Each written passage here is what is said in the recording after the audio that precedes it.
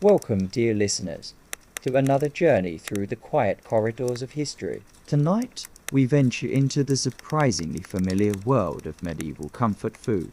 A world where the concept of junk food existed long before fast food chains and convenience stores ever graced our modern landscape. Close your eyes now and let your breathing slow in And out. as we travel back through the centuries to discover that our ancestors, much like ourselves, craved quick, satisfying, and sometimes indulgent foods that brought comfort to their daily lives. It is the year 1200, somewhere in Western Europe. The morning mist clings gently to cobblestone streets, and the first rays of dawn illuminate a world that moves at nature's own unhurried pace. In this time before electricity, before refrigeration, before the Industrial Revolution changed everything we knew about food, People still sought the simple pleasures of eating something quick, tasty, and satisfying. the term junk food is, of course, thoroughly modern, coined in the 1970s by food activist Michael Jacobson, but the human desire for convenient, immediately gratifying food. This impulse is as old as civilization itself. In medieval times, this desire manifested in ways that would seem both utterly foreign and strikingly familiar to our contemporary palates. Picture, if you will, a typical medieval town on a market day. The pace is unhurried, contemplative. Vendors arrange their wares with the same methodical care their fathers and grandfathers used before them. The air carries the mingled aromas of baking bread, roasting meats, and simmering broths. But among these more substantial offerings, there existed a parallel world of quick, portable, and often indulgent foods that served much the same purpose as our modern snacks and fast food. The medieval relationship with food was, in many ways, more intimate than our own. Every meal was an achievement, every preserved apple a victory against winter's scarcity. Yet within this framework of survival and seasonality, there flourished a remarkable tradition of what we might call Comfort eating, foods designed not merely to sustain, but to please, to satisfy cravings. to bring a moment of simple joy to lives that were often harsh and unpredictable. Let us begin our exploration with perhaps the most fundamental of medieval junk foods, bread. But not the hearty, substantial loaves that formed the foundation of medieval meals. No, we speak instead of the smaller, sweeter, more indulgent breads that medieval people reached for when they wanted something Special. In medieval England, there existed what were called manchet breads, small white loaves made from the finest flour, often sweetened with honey or enriched with eggs and butter. These were not the coarse, dark breads that sustained peasants through long winter months. Manchet breads were Luxury items. the medieval equivalent of reaching for a croissant or a Danish when you want something more indulgent than your usual breakfast fare. The process of making manchet bread was itself a meditation in patience and precision. The wheat had to be ground multiple times, sifted through increasingly fine cloth until only the whitest, most refined flour remained. This flour was then mixed with the purest water, often water that had been allowed to sit and settle overnight, so that any impurities would sink to the bottom. The baker would work this precious flour by hand, Kneading it slowly, rhythmically, feeling for that perfect texture that would yield a light, airy loaf. Eggs were beaten in, one at a time, their golden yolks adding richness and color. Butter, if it was available, would be worked in gradually. transforming the simple dough into something approaching luxury. These small loaves were then baked in ovens that had been heated with oak or beechwood. Woods chosen not just for their burning properties, but for the subtle flavors they would impart to the bread. The baking process was slow, careful, The baker checking regularly to ensure the perfect golden crust without burning the delicate interior. when finished. Manchet bread had a texture and flavor profile that would not be out of place in a modern bakery. Light, slightly sweet, with a tender crumb and a golden crust that cracked pleasantly when broken. These were foods of pure indulgence, Medieval people ate them much as we might eat a pastry. not as sustenance, but as treat. But bread was only the beginning of medieval indulgence foods. Consider the medieval love affair with what they called comforts, small candied fruits, nuts, and seeds that served much the same role as our modern candy. The creation of comforts was an art form that required extraordinary patience and skill. The process began with selecting perfect specimens of whatever was to be candied. Almonds, perhaps, or coriander seeds, or small pieces of ginger root. These would be placed in a special pan called a comfort pan, A shallow, wide vessel that could be gently heated over coals. Sugar, precious and expensive, would be dissolved in water to create a syrup. This syrup would be poured over the nuts or seeds, just enough to coat them lightly. Then began the long, meditative process of turning. Rolling the pan gently so that each piece would be evenly coated, allowing the sugar to crystallize slowly around each morsel. This process would be repeated, sometimes dozens of times, over the course of several days. Each application of syrup had to dry completely before the next coating could be applied. The result was a perfectly smooth, hard candy shell surrounding whatever delicacy lay within. Medieval comforts came in an astonishing variety. There were candied fennel seeds to aid digestion after heavy meals, candied rose petals that perfumed the breath, candied ginger to warm the stomach on cold days. Each type served both as medicine and as indulgence, A dual purpose that characterized much of medieval junk food. The consumption of comfits was itself a ritual. They were often served at the end of meals, presented in beautiful bowls or special containers called comfit boxes. Diners would select their favorites carefully, savoring not just the taste, but the satisfying crack of the sugar coating and the burst of flavor that followed. For the wealthy, comfits were often imported from faraway places. Candied ginger came from Asia, Candied citrus peels from the Mediterranean, each carrying with it the exotic flavors of distant lands. for those of more modest means.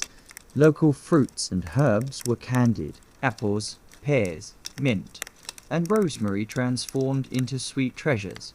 The medieval sweet tooth extended far beyond comforts, however. There was an entire category of foods that medieval people called sops, pieces of bread soaked in wine, honey, or sweetened milk. These were comfort foods in the truest sense, designed to soothe, to satisfy, and to provide a moment of indulgent pleasure.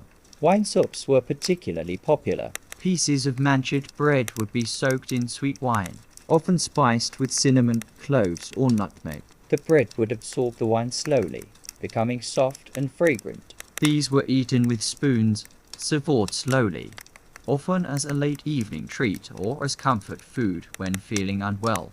Honey sops were another favorite, especially among children. Bread would be soaked in warm milk that had been sweetened with honey and sometimes flavored with rose water or orange blossom water. The result was something approaching a medieval version of bread pudding, sweet, comforting, and deeply satisfying. But perhaps most interesting were the ale sops, bread soaked in sweetened ale or beer. This might sound strange to modern palates, but ale was often sweetened with honey or fruit in medieval times, creating beverages that were more like liquid desserts than the bitter beers we know today. Bread soaked in such ale became a popular late-night snack, Something to enjoy by the fire before retiring for the evening. The preparation of sops was ritualistic in its own way. The bread had to be cut just so, not too thick, lest it fail to absorb the liquid properly, not too thin, lest it fall apart entirely. The wine, milk, or ale had to be warmed to just the right temperature. Warm enough to facilitate absorption, but not so hot as to make the bread mushy. Medieval people understood, perhaps better than we do today, that food was not merely fuel for the body. Food was comfort, celebration, medicine, and social bonding all rolled into one. Their junk foods reflected this understanding. Each sweet or savory treat served multiple purposes in their daily lives.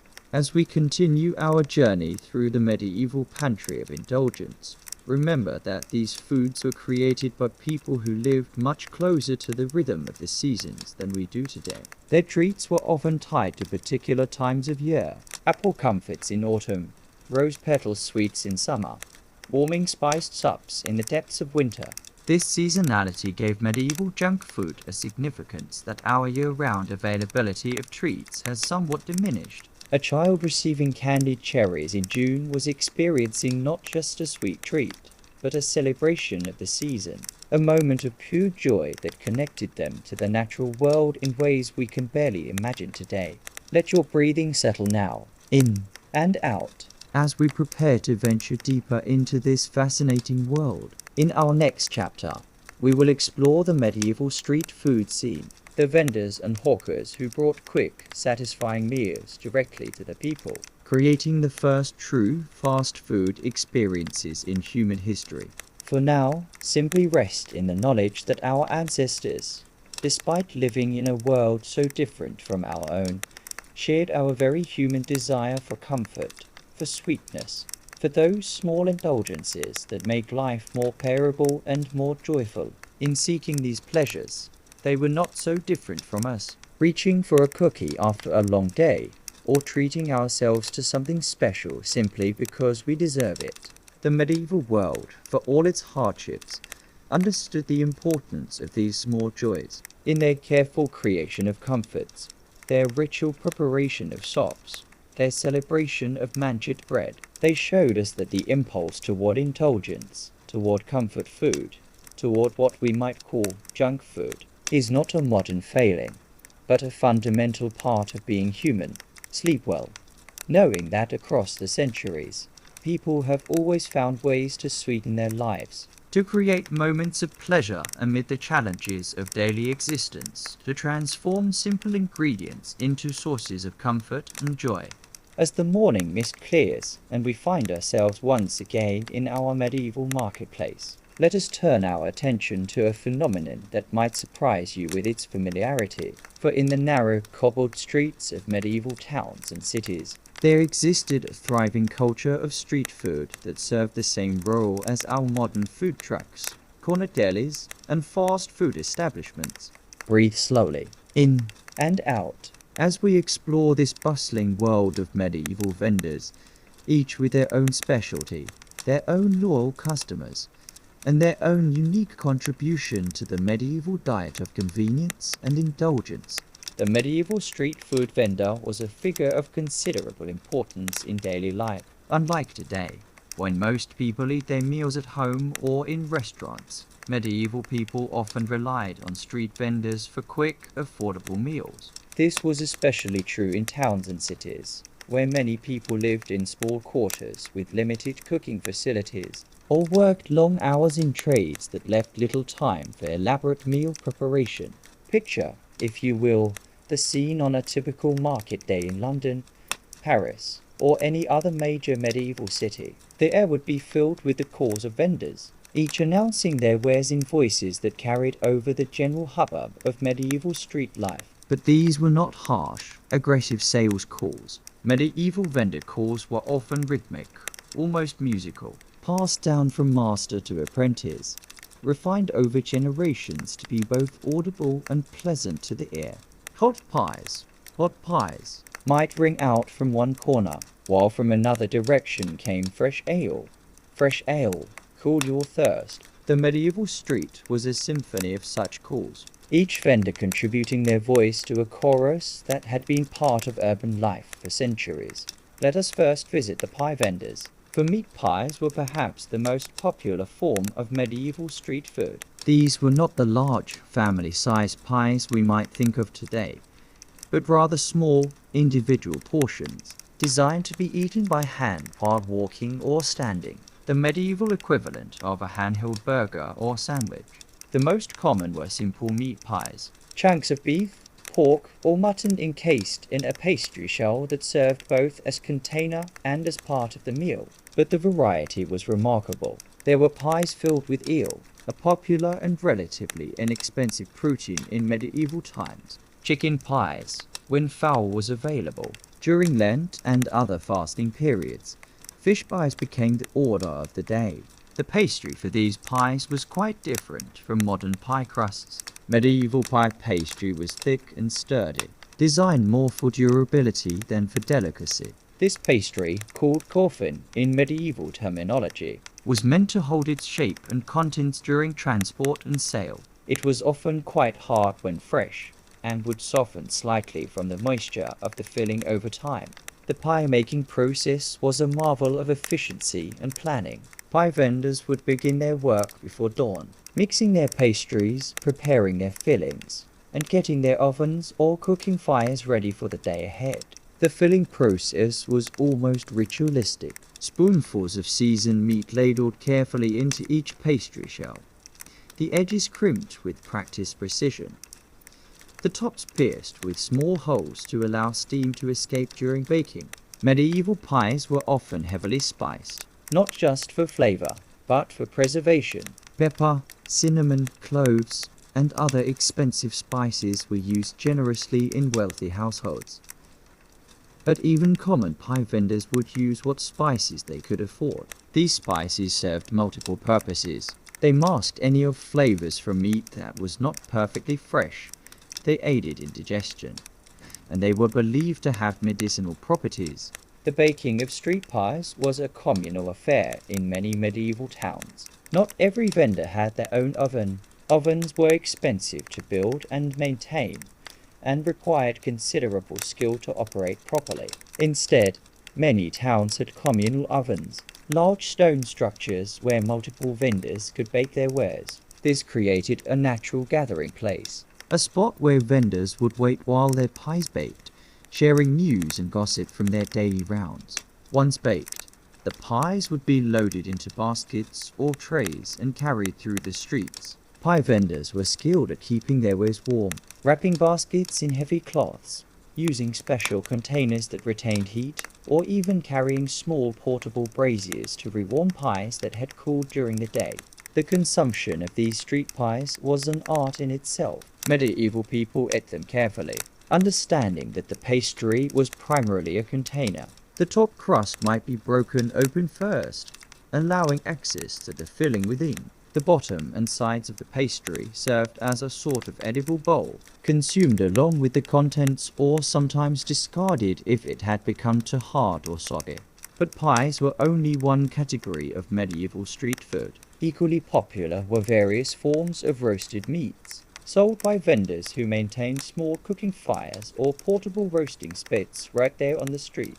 Roasted chicken was a particular favorite. Whole birds or portions thereof turned slowly over glowing coals until the skin was crispy and the meat tender. The vendor would carve portions to order, slicing meat directly onto pieces of bread that served as plates. This combination of roasted meat and bread became a complete, satisfying meal that could be eaten while walking or standing. Sausages were another staple of medieval street vendors. These were not the highly processed sausages of today, but rather simple mixtures of meat and fat, stuffed into natural casings and grilled over open fires. The varieties were endless. Pork sausages seasoned with sage and fennel, beef sausages spiced with pepper and garlic, blood sausages that made use of every part of the animal.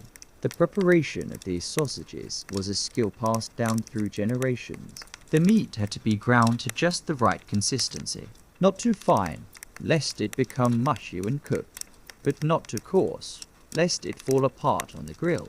The seasoning had to be balanced, enough to provide flavor and aid preservation, but not so much as to overwhelm the taste of the meat itself.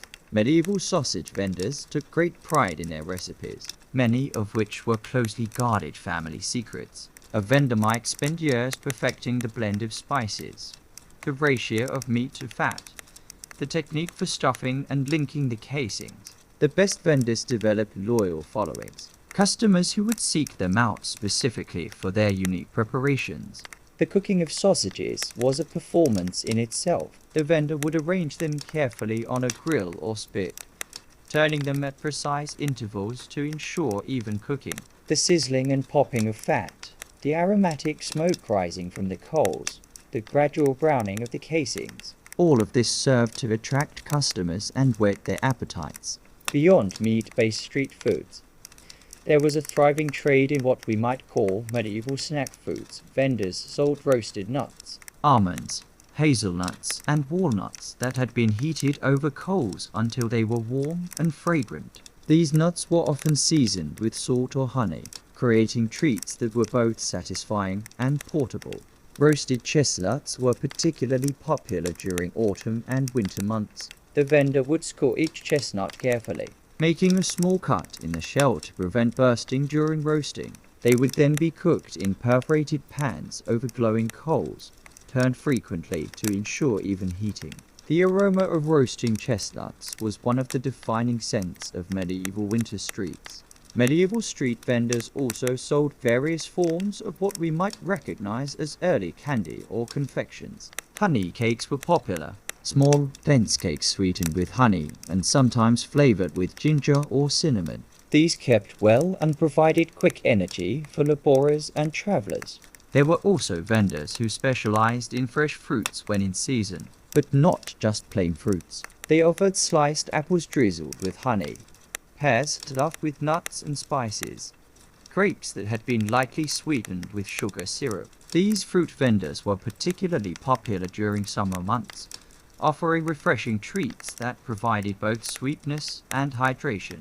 The medieval beverage vendors deserve special mention, for they provided what might be considered the original energy drinks.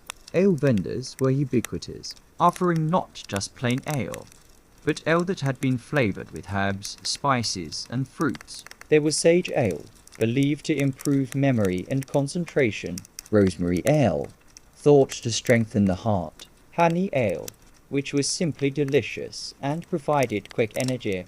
These flavored ales were often served warm, heated with a hot iron poker that had been thrust into the liquid. This warming process not only made the ale more pleasant to drink in cold weather, but also helped to release the flavors of whatever herbs or spices had been added. Water vendors might seem mundane, but in medieval times, clean drinking water was not always readily available. Water vendors sold not just any water, but water that had been specially treated, sometimes boiled and cooled, sometimes flavored with mint or other herbs to mask any of tastes, sometimes mixed with honey or fruit juices to create refreshing drinks.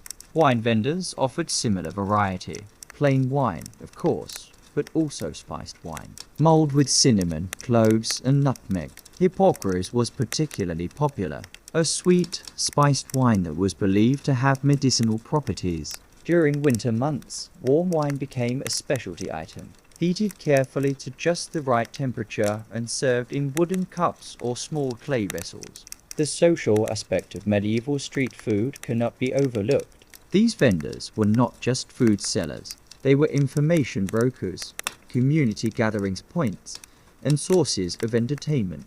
A popular pie vendor might know all the local gossip. Who had gotten married, who had died, what ships had come into port, what news had arrived from other towns. Regular customers developed relationships with their preferred vendors. They might have standing orders, the same type of pie every day, or their preferred seasoning on their sausage. Vendors would remember individual preferences. Extra pepper for one customer, no onions for another, a particular cut of meat for someone else. The medieval street food scene also reflected the rhythms of religious and seasonal calendars. During Lent, fish vendors would set up elaborate displays, offering not just plain fish, but fish pies, fish sausages, and various fish-based dishes that allowed people to observe religious dietary restrictions while still enjoying flavorful meals. Harvest festivals brought special treats. Vendors would offer foods made from the season's first fruits, grains, and vegetables. Christmas markets featured vendors selling special holiday foods, spiced meats, sweet breads, and warming drinks that helped celebrate the season. The regulation of medieval street food was surprisingly sophisticated. Most towns had strict rules about where vendors could set up, what they could sell, and how they must conduct their business. Quality control was enforced through guild systems. Pie makers belonged to pie maker guilds, ale sellers to ale seller guilds, each with their own standards and enforcement mechanisms. Prices were often regulated as well. Authorities would set maximum prices for common foods to prevent vendors from taking advantage of hungry customers. These price controls were enforced through regular inspections and the threat of losing one's license to sell food on the streets.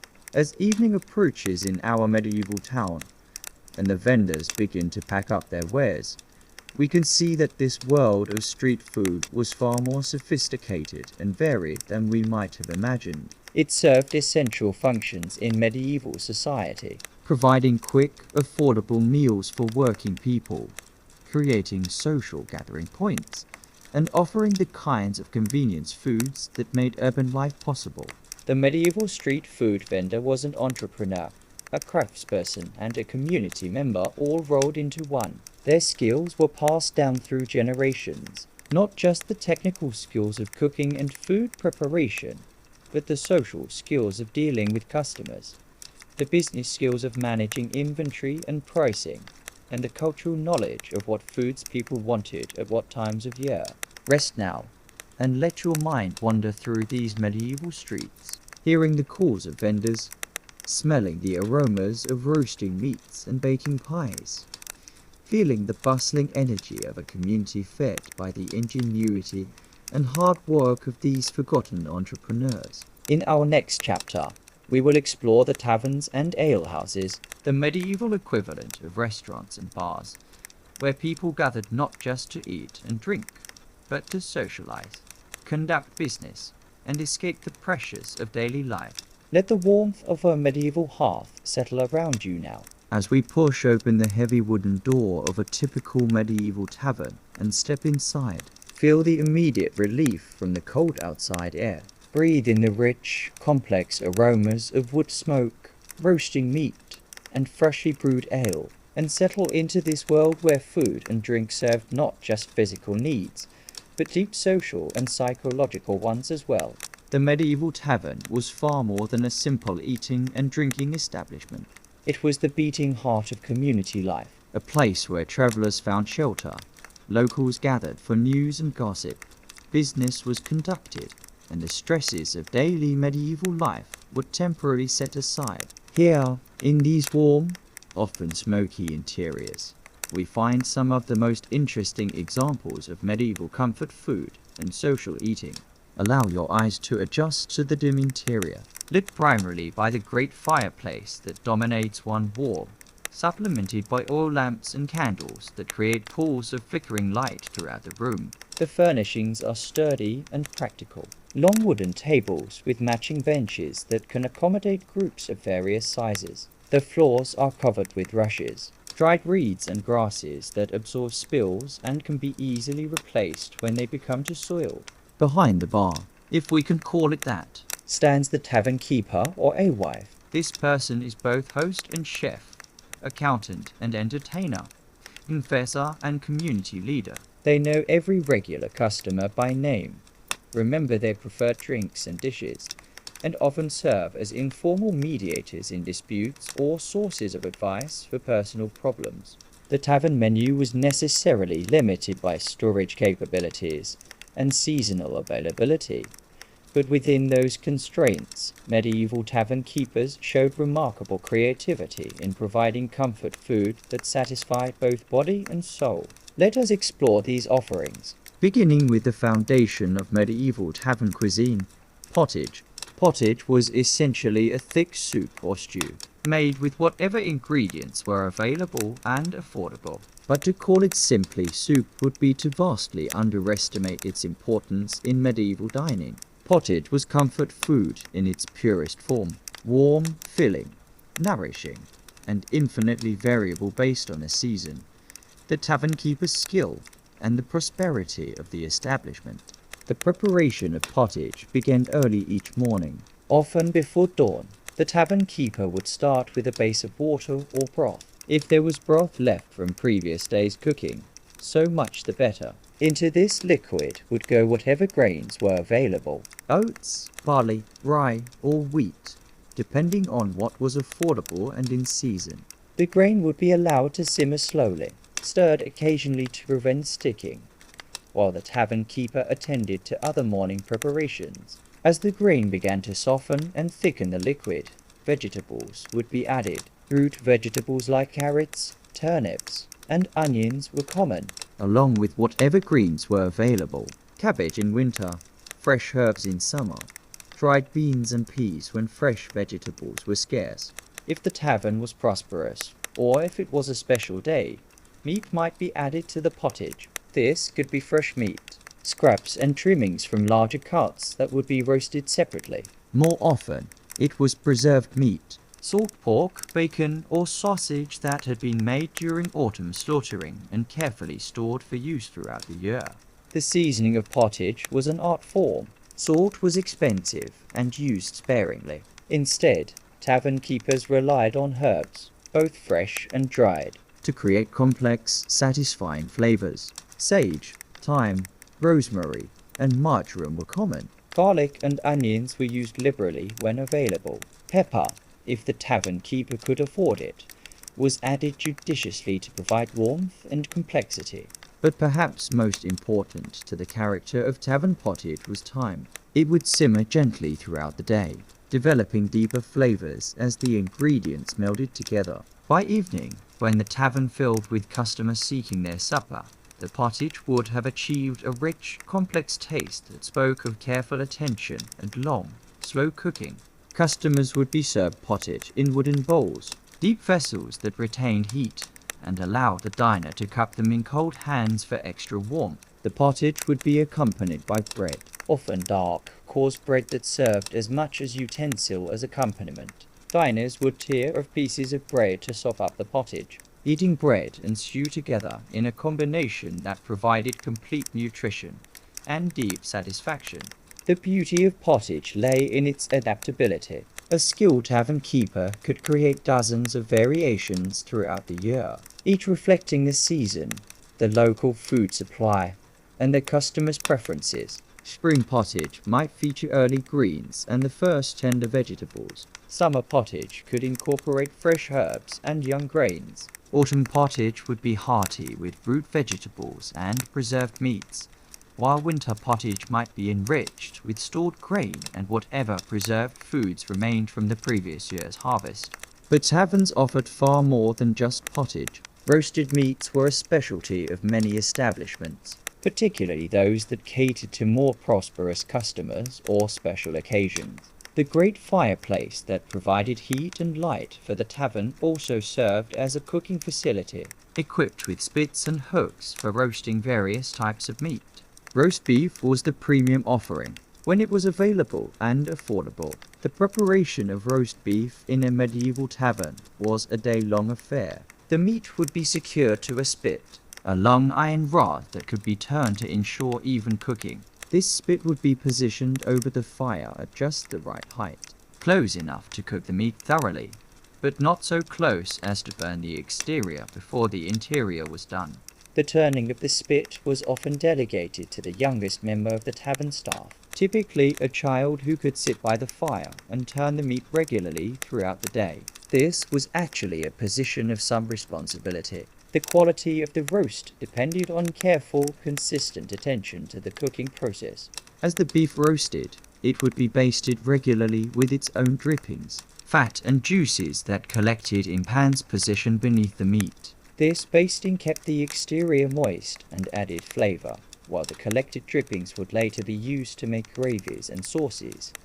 The result, after hours of careful cooking, was meat that was crispy and flavorful on the outside, tender and juicy within. It would be carved to order, the tavern keeper slicing portions directly onto wooden plates or trenchers. Thick slices of stale bread that served as edible plates.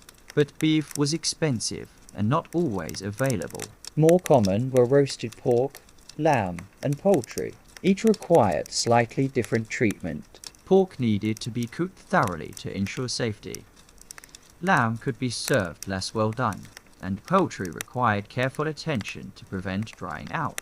Roasted fowl was particularly popular in taverns. Chickens, geese, and ducks that provided not only meat, but also the fat that was so crucial to medieval cooking. These birds would often be stuffed with herbs, breadcrumbs, or other seasonings before roasting, creating complex flavors that permeated the meat during the long, Slow cooking process.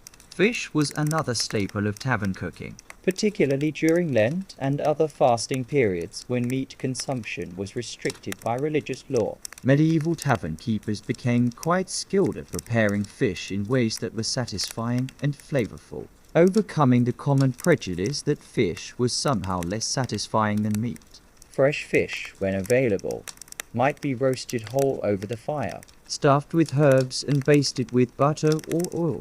Salt fish, cod, herring, and other varieties that had been preserved for long-term storage Required more careful preparation to remove excess salt and restore palatability. One popular tavern preparation was fish pottage, similar to the meat and vegetable pottages described earlier, but based on fish stock and featuring chunks of fish along with vegetables and grains. This created hearty, satisfying meals that met religious requirements while still providing the comfort and nourishment that tavern customers sought. Medieval taverns also offered what we might recognize as early forms of bar snacks, small, savory foods designed to accompany drinking and encourage customers to remain in the tavern longer. These included various types of cheese, both fresh and aged varieties that were sliced and served with bread. Nuts were popular, roasted over the fire until they were warm and fragrant, sometimes salted or seasoned with herbs. Dried fruits provided sweetness to balance the salty and savory flavors of other tavern foods. Apples, pears, and plums that had been dried during the autumn harvest season were served throughout the winter, providing not only taste variety, but also essential vitamins and minerals that might be lacking in the preserved foods that dominated winter diets. Small meat pies were another tavern specialty, similar to the street vendor pies we discussed in the previous chapter, but often made with higher quality ingredients and more complex seasonings. These pies served as complete meals for customers who wanted something more substantial than bread and cheese but less elaborate than a full roasted dinner. The preparation of tavern pies required considerable skill and planning. The pastry had to be sturdy enough to hold its shape and contents, but not so thick as to be unpalatable. The filling had to be flavorful enough to satisfy, properly seasoned to aid preservation, and cooked thoroughly to ensure safety. Medieval tavern keepers often developed signature pie recipes, combinations of meats, vegetables, and seasonings that became associated with their establishments. Regular customers would know to ask for the usual pie, confident that they would receive a product that met their expectations for quality and taste. But perhaps the most important aspect of medieval tavern food was its social function. Eating in a tavern was rarely a solitary activity. The long wooden tables and benches were designed to encourage communal dining. Strangers would sit together, share food, and engage in conversation that might range from local gossip to international politics. The tavern keeper played a crucial role in facilitating these social interactions. They would introduce newcomers to regulars, mediate disputes that might arise, and ensure that the atmosphere remained welcoming and comfortable for all customers. This required considerable social skill, the ability to read people's moods, diffuse tensions, and create an environment where people felt safe to relax and enjoy themselves. Food service in medieval taverns was deliberately leisurely. Unlike modern fast food or even casual dining, tavern meals were expected to take time. Customers would arrive, order their food and drink, and then settle in for an extended stay. The slow preparation of roasted meats and simmering pottages actually contributed to this social atmosphere, giving people time to talk, conduct business, or simply relax after the day's labors. The serving of food in medieval taverns was also a communal experience. Large roasts would be brought to the table and carved in front of the diners. Pottage would be served from common pots into individual bowls. Bread would be placed on the table for everyone to share. This communal aspect of dining reinforced the social bonds that taverns helped create and maintain. Medieval taverns also served as informal information networks. Travelers would bring news from other towns and regions. Local customers would share information about business opportunities, political developments, and social events. The tavern keeper, through their interactions with diverse customers, often became one of the best informed people in the community. The relationship between food and information in medieval taverns was particularly important. People were more likely to share news and gossip when they were comfortable, well fed, and relaxed. The tavern keeper, who provided good food and a welcoming atmosphere, was also ensuring a steady flow of valuable information that could be shared with other customers or used to make business decisions. Seasonal celebrations and special events were particularly important in medieval taverns. Harvest festivals, religious holidays, and local celebrations would be marked with special foods and extended hours of operation. These occasions allowed tavern keepers to showcase their skills with more elaborate dishes and gave communities opportunities to gather and celebrate together. Christmas celebrations in medieval taverns were particularly elaborate affairs. Special roasts would be prepared, perhaps a whole pig or goose. Sweet dishes might be offered, Puddings and custards that were rarely available during ordinary times. spiced wines and ales would flow freely, creating an atmosphere of warmth and celebration that helped communities bond during the darkest months of the year. As we settle deeper into our comfortable spot by the tavern fire, let us appreciate the crucial role these establishments played in medieval society. They provided not just food and drink, but social connection, information exchange, and psychological comfort that made the hardships of medieval life more bearable. The foods served in medieval taverns, from simple pottage to elaborate roasts, were designed to satisfy not just hunger, but deeper human needs for comfort, community, and celebration. In creating these dishes with care and skill, medieval tavern keepers were performing essential social functions that went far beyond mere food service.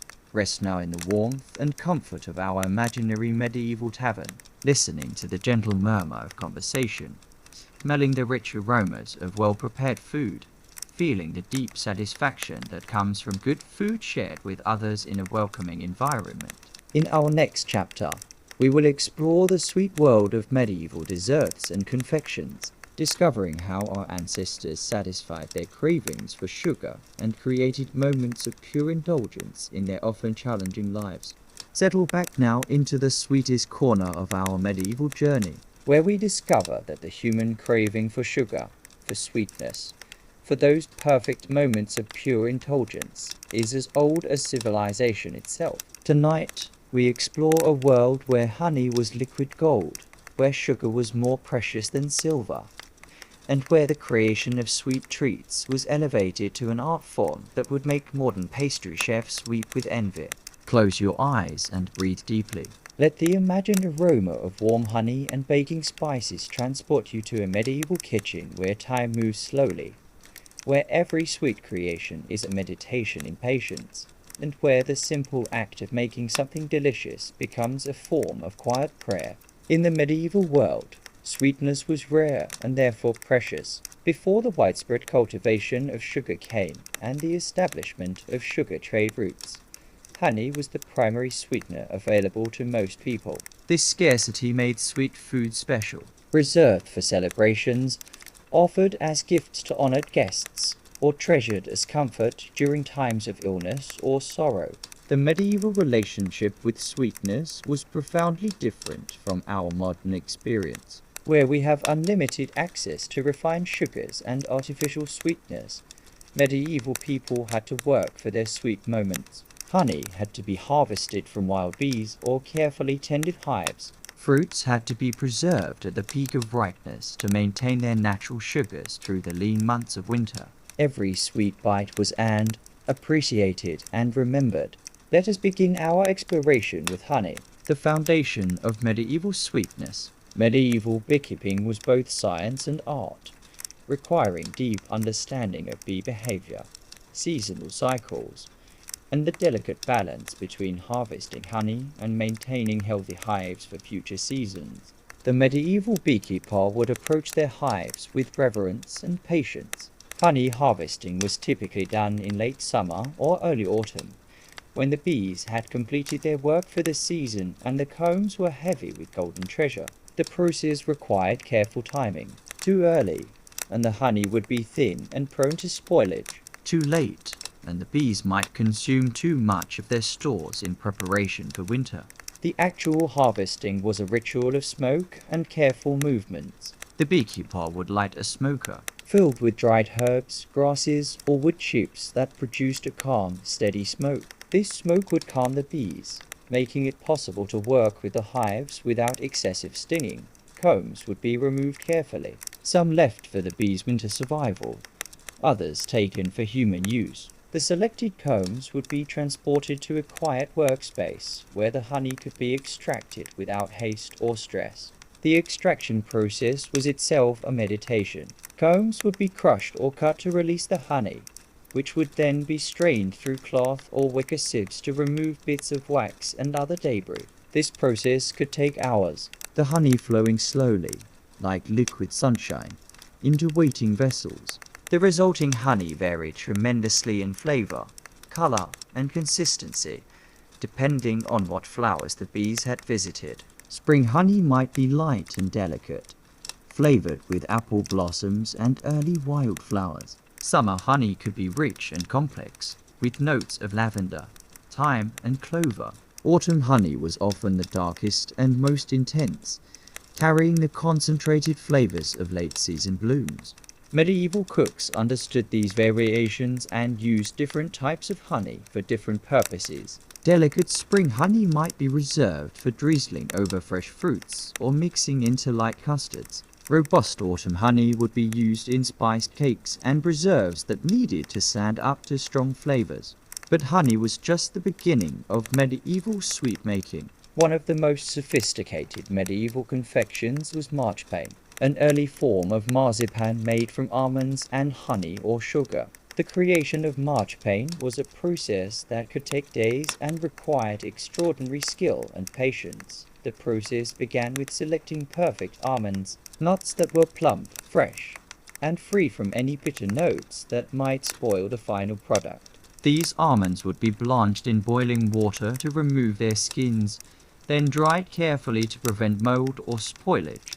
The blanched almonds would then be ground, originally by hand in large mortars, later using specialized mills. This grinding had to be done slowly and carefully to prevent the oils in the almonds from separating and creating a greasy paste. The goal was a powder so fine it felt like silk between the fingers. This almond flour would then be mixed with honey or, for the wealthy, precious white sugar that had been imported from distant lands. The mixing process required both strength and delicacy. Enough force to combine the ingredients thoroughly, but gentle enough handling to maintain the smooth texture that was the hallmark of fine marchpane. The mixture would be kneaded like bread dough, worked and folded repeatedly until it achieved the perfect consistency. This could take an hour or more of continuous kneading, during which the marchpane would gradually transform from a loose mixture into a smooth, pliable paste that could be molded and shaped. Once the basic marchpane was complete, the real artistry could begin. Medieval confectioners would shape marchpane into elaborate forms, fruits, flowers, animals, and even architectural structures. These creations were often painted with natural dyes made from saffron, cochineal, and other expensive ingredients to create remarkably lifelike representations. The most elaborate marchpane creations were reserved for the tables of royalty and nobility. Entire miniature gardens might be crafted from marchpane, complete with trees, flowers, and tiny animals. Coats of arms, religious symbols, and commemorative scenes would be recreated in sweet, edible form. But marchpane was not just about visual spectacle. The flavor was extraordinary, rich, nutty, and sweet, with a texture that melted slowly on the tongue. Eating marchpane was a sensual experience that engaged all the senses. The smooth texture, the complex flavors, the beautiful appearance all combined to create moments of pure luxury. For those who could not afford the expensive ingredients required for marchpane, there were simpler but no less satisfying sweet treats. Honey cakes were popular throughout medieval Europe. Dense, Spice cakes that kept well and provided both sweetness and sustenance. Medieval honey cakes were quite different from modern cakes. They were made with coarse flour, honey, eggs, and various spices, particularly ginger, cinnamon, and cloves. The texture was dense and moist, more like modern fruitcake than the light, airy cakes we know today. The preparation of honey cakes was a leisurely process that filled the kitchen with wonderful aromas. The honey would be warmed gently to make it easier to mix, often in a pot suspended over coals rather than placed directly on the fire. This gentle heating preserved the delicate flavors of the honey while making it workable. Spices would be ground fresh for each batch of cakes. Whole cinnamon bark crushed with a mortar and pestle, dried ginger root grated by hand, whole cloves ground to release their intense flavor. This fresh grinding of spices was crucial to the flavor of the finished cakes. PRE ground spices lost their potency quickly and could not provide the intense flavors that characterized good honey cakes. The mixing of honey cake batter was done by hand, wooden spoons and strong arms working the thick mixture until all ingredients were thoroughly combined. The batter would be quite stiff, much thicker than modern cake batters, requiring considerable effort to mix properly. Baking was done in well-seasoned pans or molds, often wooden forms that had been oiled with butter or lard to prevent sticking. The cakes would bake slowly in ovens heated with wood or charcoal, the baker checking frequently to ensure even cooking without burning. The finished honey cakes would be dense, dark, and intensely flavored. They kept well for weeks or even months when stored properly, making them valuable provisions for travelers or treats that could be enjoyed throughout the winter months.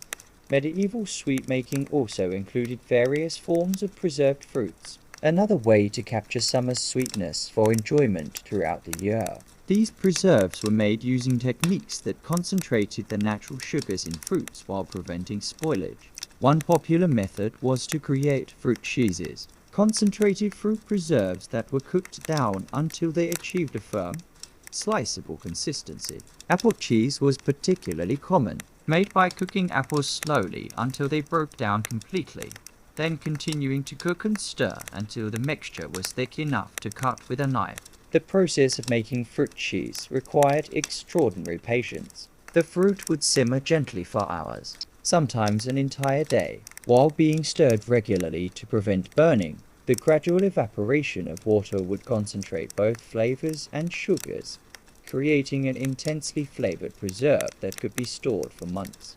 Quince cheese was considered the finest of these preserves, made from the aromatic quince fruit that was prized for its intense fragrance and complex flavor. The preparation of quince cheese was even more time-consuming than apple cheese, as quinces required longer cooking to break down their tough flesh. The finished fruit cheeses would be molded in special wooden forms or wrapped in cloth and pressed to achieve their final shape. They would then be stored in cool, dry places where they would continue to mature and develop more complex flavors over time. For special occasions, medieval confectioners created what were called subtleties, elaborate sweet sculptures that served as both dessert and entertainment. These might be castles made from marchpane, gardens crafted from various preserves, or mythical beasts constructed from honey cakes and decorated with gold leaf. The creation of subtleties was the highest form of medieval confectionery art. Master confectioners would spend weeks planning and executing these creations, sketching designs, calculating proportions, and coordinating the various elements that would come together in the final presentation. Religious themes were popular for subtleties. Nativity scenes at Christmas, resurrection themes at Easter, saints' lives commemorated at various festivals throughout the year. These sweet sculptures served not just as desserts, but as expressions of faith and community celebration. The presentation of subtleties was as important as their creation. They would be carried into dining halls with ceremony, often accompanied by music and formal announcements. Diners would admire the craftsmanship before the subtleties were carefully dismantled and distributed for eating. Medieval monasteries developed their own traditions of sweet making, often specializing in particular types of confections that became associated with specific religious orders. Monastery kitchens had advantages in sweet making. They often had access to honey from their own hives, gardens that provided herbs and fruits for flavoring, and the time required for lengthy preparation processes. Monastic confectioners developed some of the most sophisticated techniques of medieval sweet making. They created liqueurs by steeping herbs and spices in honey-sweetened wine or ale. They perfected methods for preserving fruits in honey syrup. They developed recipes for medicinal sweets that combined healing herbs with honey to create treats that were both enjoyable and therapeutic. The seasonal nature of medieval sweet making added to its special character. Spring brought the first honey harvest and early fruits. Summer provided a bounty of berries and stone fruits for preserving. Autumn was the time for major honey harvests and the preparation of winter sweets. Winter was when stored sweets were most appreciated, providing comfort and celebration during the darkest months of the year. This seasonal rhythm meant that each type of sweet treat had its proper time and place. Fresh fruit confections in summer, spiced honey cakes in autumn, stored preserves and marchpane during winter celebrations. The anticipation of seasonal treats added to their enjoyment. People looked forward to particular sweets as markers of the changing year. The sharing of sweets was also highly ritualized in medieval culture. Sweet treats were given as gifts to express affection, gratitude, or respect. They were served to honored guests as signs of hospitality. They marked important life events. Births, weddings, religious celebrations, and even deaths were commemorated with special sweets. The preparation of sweets for special occasions was often a community activity. Extended families or neighborhood groups would gather to make large batches of honey cakes for weddings or festival treats for religious celebrations. These group cooking sessions served important social functions, strengthening community bonds while creating the treats that would mark special occasions. As we near the end of our exploration of medieval sweet indulgences, let us appreciate the profound difference between their relationship with sweetness and our own. In a world where every sweet bite was precious, where every honey cake represented hours of careful work, where every piece of marchpane was a small work of art, the experience of eating something sweet carried meanings and satisfactions that we can barely imagine today. Medieval people did not eat sweets casually or without thought. Each sweet treat was an event, anticipated, savored, and remembered. The scarcity that we might see as deprivation actually created a depth of appreciation that our abundance sometimes lacks. Rest now in the sweetness of these medieval moments, feeling the satisfaction that comes not just from sugar on the tongue, but from the knowledge that something beautiful and delicious has been created through patience, skill, and love. In our next chapter, we will explore the fascinating world of medieval spices and seasonings, discovering how exotic flavors from distant lands transformed simple ingredients into complex, satisfying dishes that warmed both body and spirit. Breathe in deeply now, and imagine the most extraordinary aromas filling the air around you.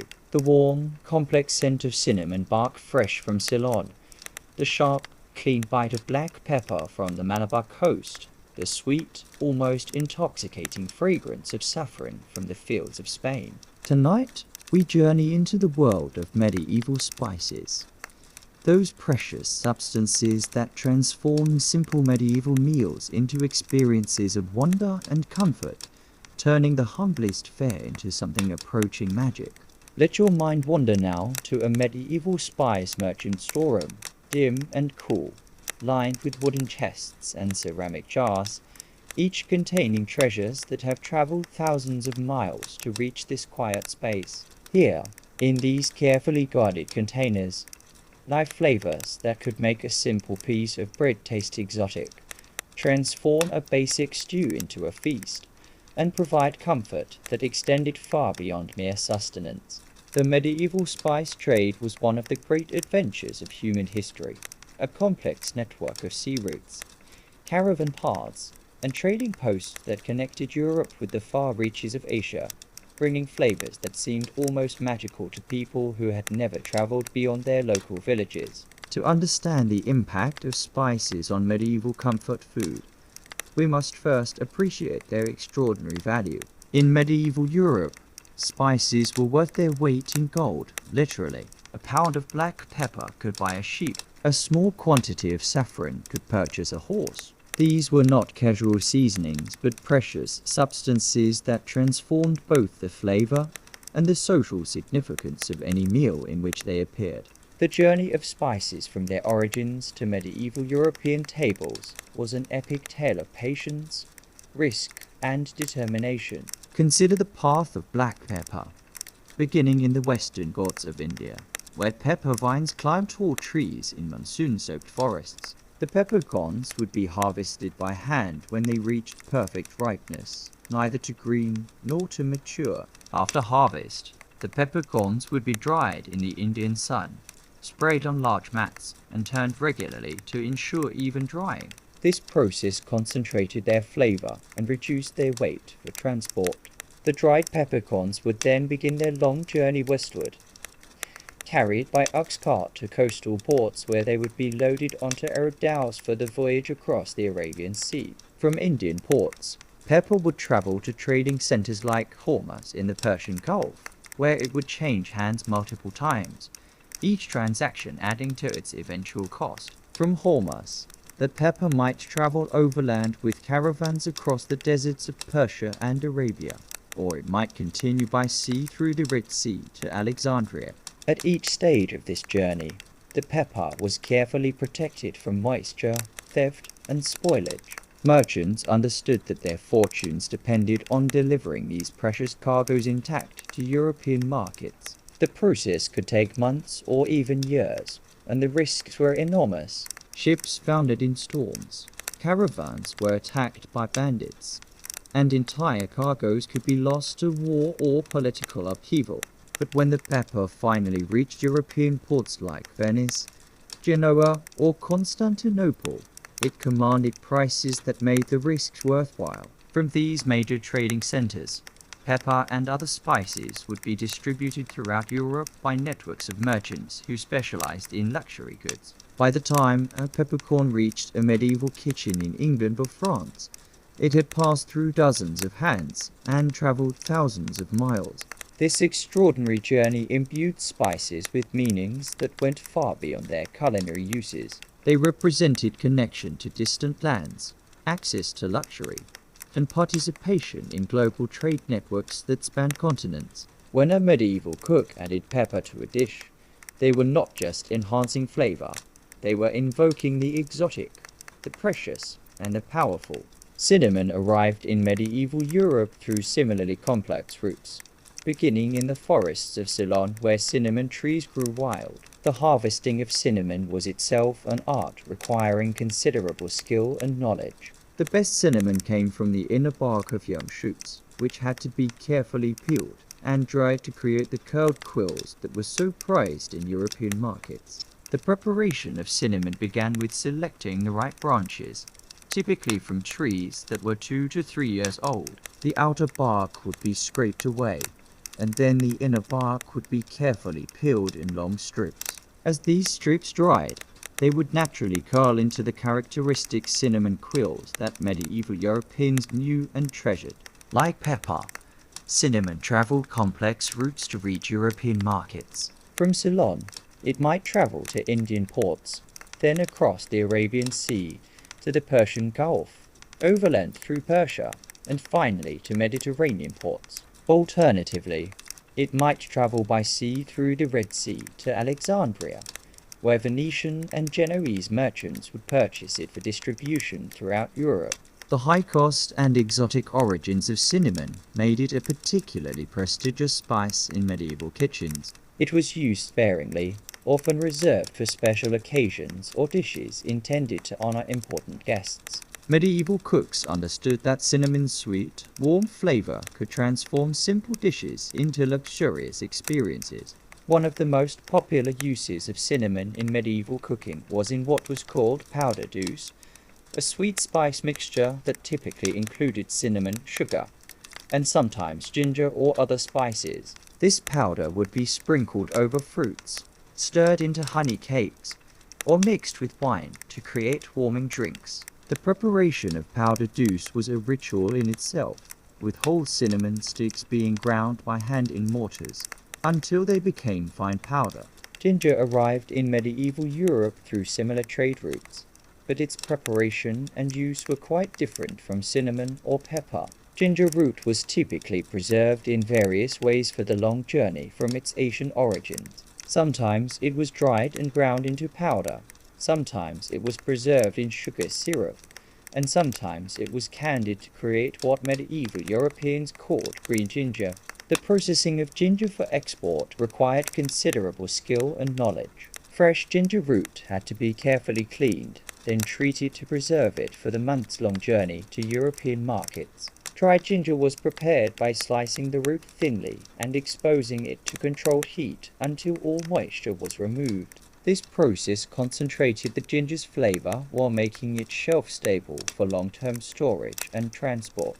Candied ginger was prepared by cooking fresh ginger root in sugar syrup until it became translucent and thoroughly impregnated with sweetness. This process could take days, with the ginger being repeatedly heated in fresh syrup until it reached the perfect balance of spiciness and sweetness. The result was a confection that medieval Europeans treasured both as medicine and as treat. Medieval cooks used ginger in a remarkable variety of ways, from savory dishes to sweet confections. Ginger powder might be added to meat pies to aid digestion, stirred into warm ale to create a comforting winter drink, or mixed with honey to create medicinal syrups for coughs and colds. Candied ginger was eaten as a delicacy, often served at the end of meals to aid digestion and freshen the breath. Perhaps no spice captured the medieval imagination quite like saffron. The golden threads that came from a small purple flower that bloomed for just a few weeks each year. Saffron was the most expensive spice in the medieval world, requiring enormous amounts of labor to produce even small quantities. Each saffron crocus produced only 3 stigmas, and these had to be harvested by hand during the brief flowering season. The cultivation and harvesting of saffron was a community effort that involved entire villages during the harvest season. The flowers bloomed before dawn and had to be picked quickly before the heat of the day caused them to wilt. Women and children would work in the fields, carefully plucking each flower and placing them in baskets. The flowers would then be taken to processing centers where the precious stigmas would be removed by hand. The removal of saffron threads from the flowers required extraordinary patience and skill. Each flower had to be opened carefully, and the 3 red stigmas removed without damaging them. This work was typically done by women whose fingers were considered more dexterous than men's. The stigmas would be placed on screens and dried slowly to concentrate their flavor and color. The resulting saffron was so valuable that it was often used as currency in some parts of medieval Europe. A pound of saffron could buy a horse, and smaller quantities were used in commercial transactions. The high value of saffron made it a favorite target for fraud, with unscrupulous merchants sometimes mixing saffron with less expensive materials to increase their profits. In medieval kitchens, saffron was used not just for its flavor, but for its remarkable coloring properties. A tiny pinch of saffron could transform a plain rice dish into something that glowed like gold, or turn a simple custard into a dessert fit for royalty. Medieval cooks understood that saffron's color was as important as its taste, using it to create dishes that were as beautiful as they were delicious.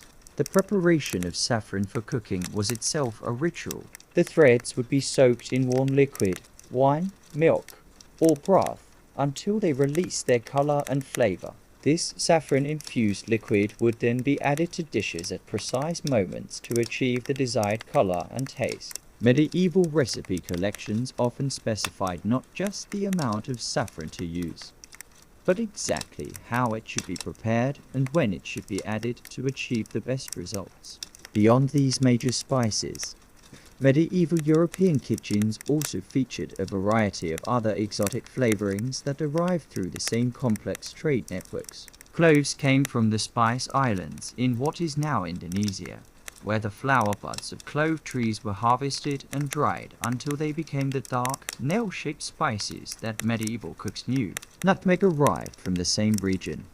The seeds of nutmeg trees carefully processed and shipped thousands of miles to European markets. Cardamom pods traveled from the mountains of southern India, where they were harvested from plants that grew wild in the forest understory. Mace, the covering of nutmeg seeds, was processed separately and shipped as a distinct spice with its own unique flavor profile.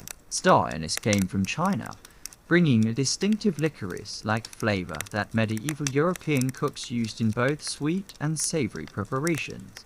Each of these spices required different handling and storage techniques to maintain their quality during the long journey to European markets. Medieval spice merchants became experts in recognizing quality, understanding how to store different spices, and knowing how to detect the adulteration that was common in such valuable commodities.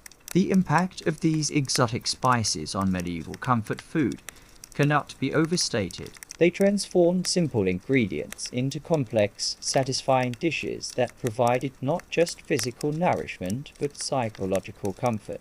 A simple piece of bread, when spread with honey and sprinkled with cinnamon, became a luxury item that connected the eater to global trade networks and exotic lands.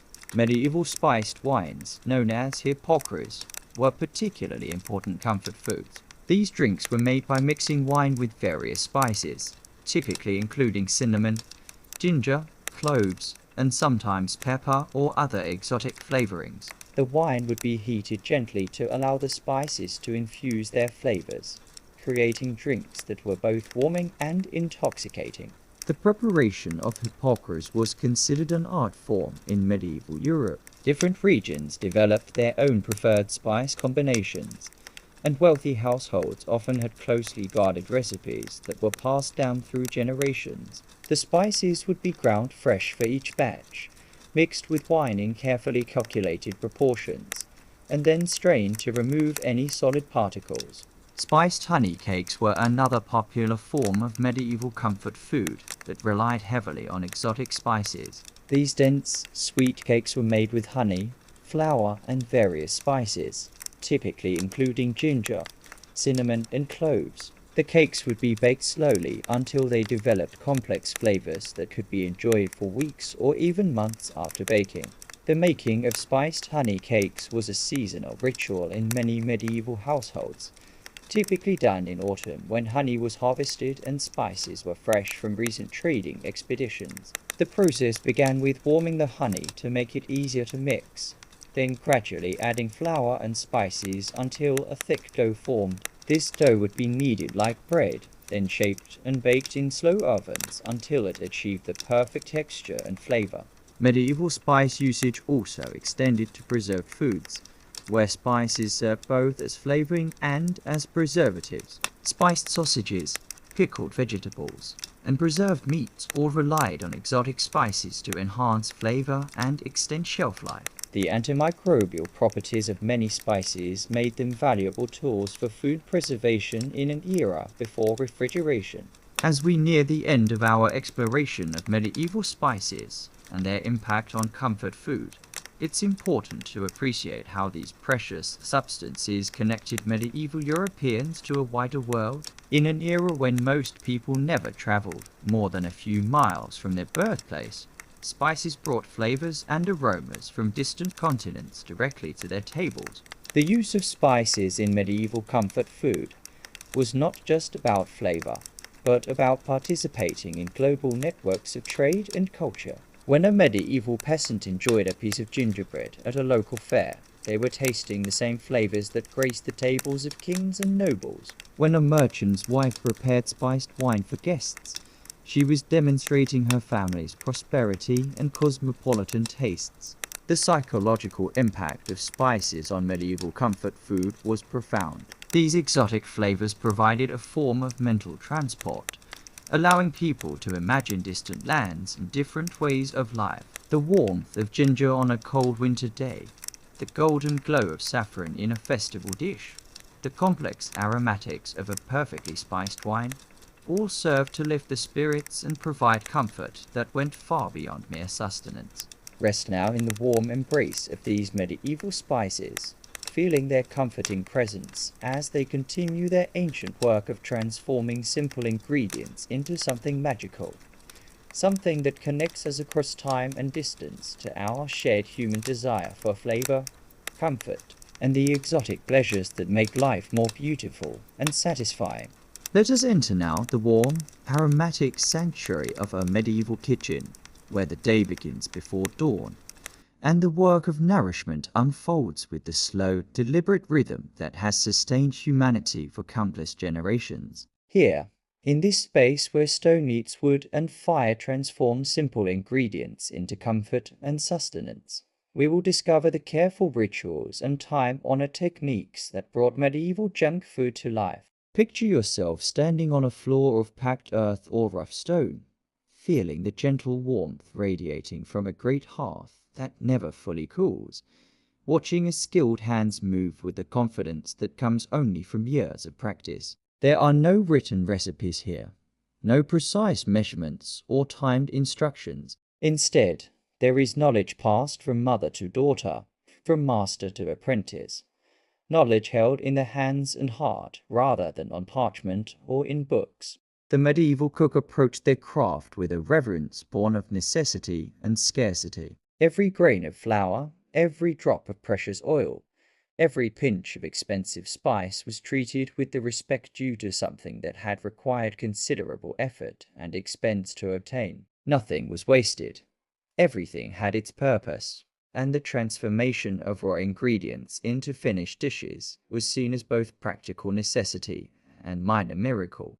Let us begin our exploration with the making of meat pies, perhaps the most popular form of medieval fast food. The creation of these portable meals began with the preparation of what medieval cooks called coffins, the sturdy pastry shells that would hold the filling and serve as both container and part of the meal. These coffins bore no resemblance to modern pie crusts. They were thick, durable vessels designed to hold their contents during transport and sale.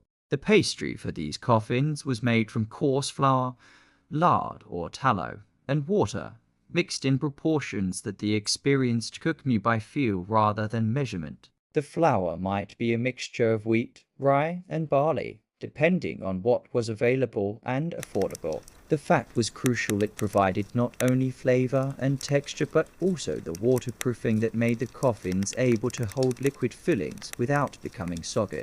The mixing of pastry was done by hand, the cook working the fat into the flour with fingertips, feeling for the right texture that would yield a dough that was workable but not tough. Water was added gradually, just enough to bring the mixture together into a cohesive mass that could be kneaded and shaped. This process could not be rushed. The gluten in the flour needed time to develop properly, and the fat needed to be distributed evenly throughout the dough.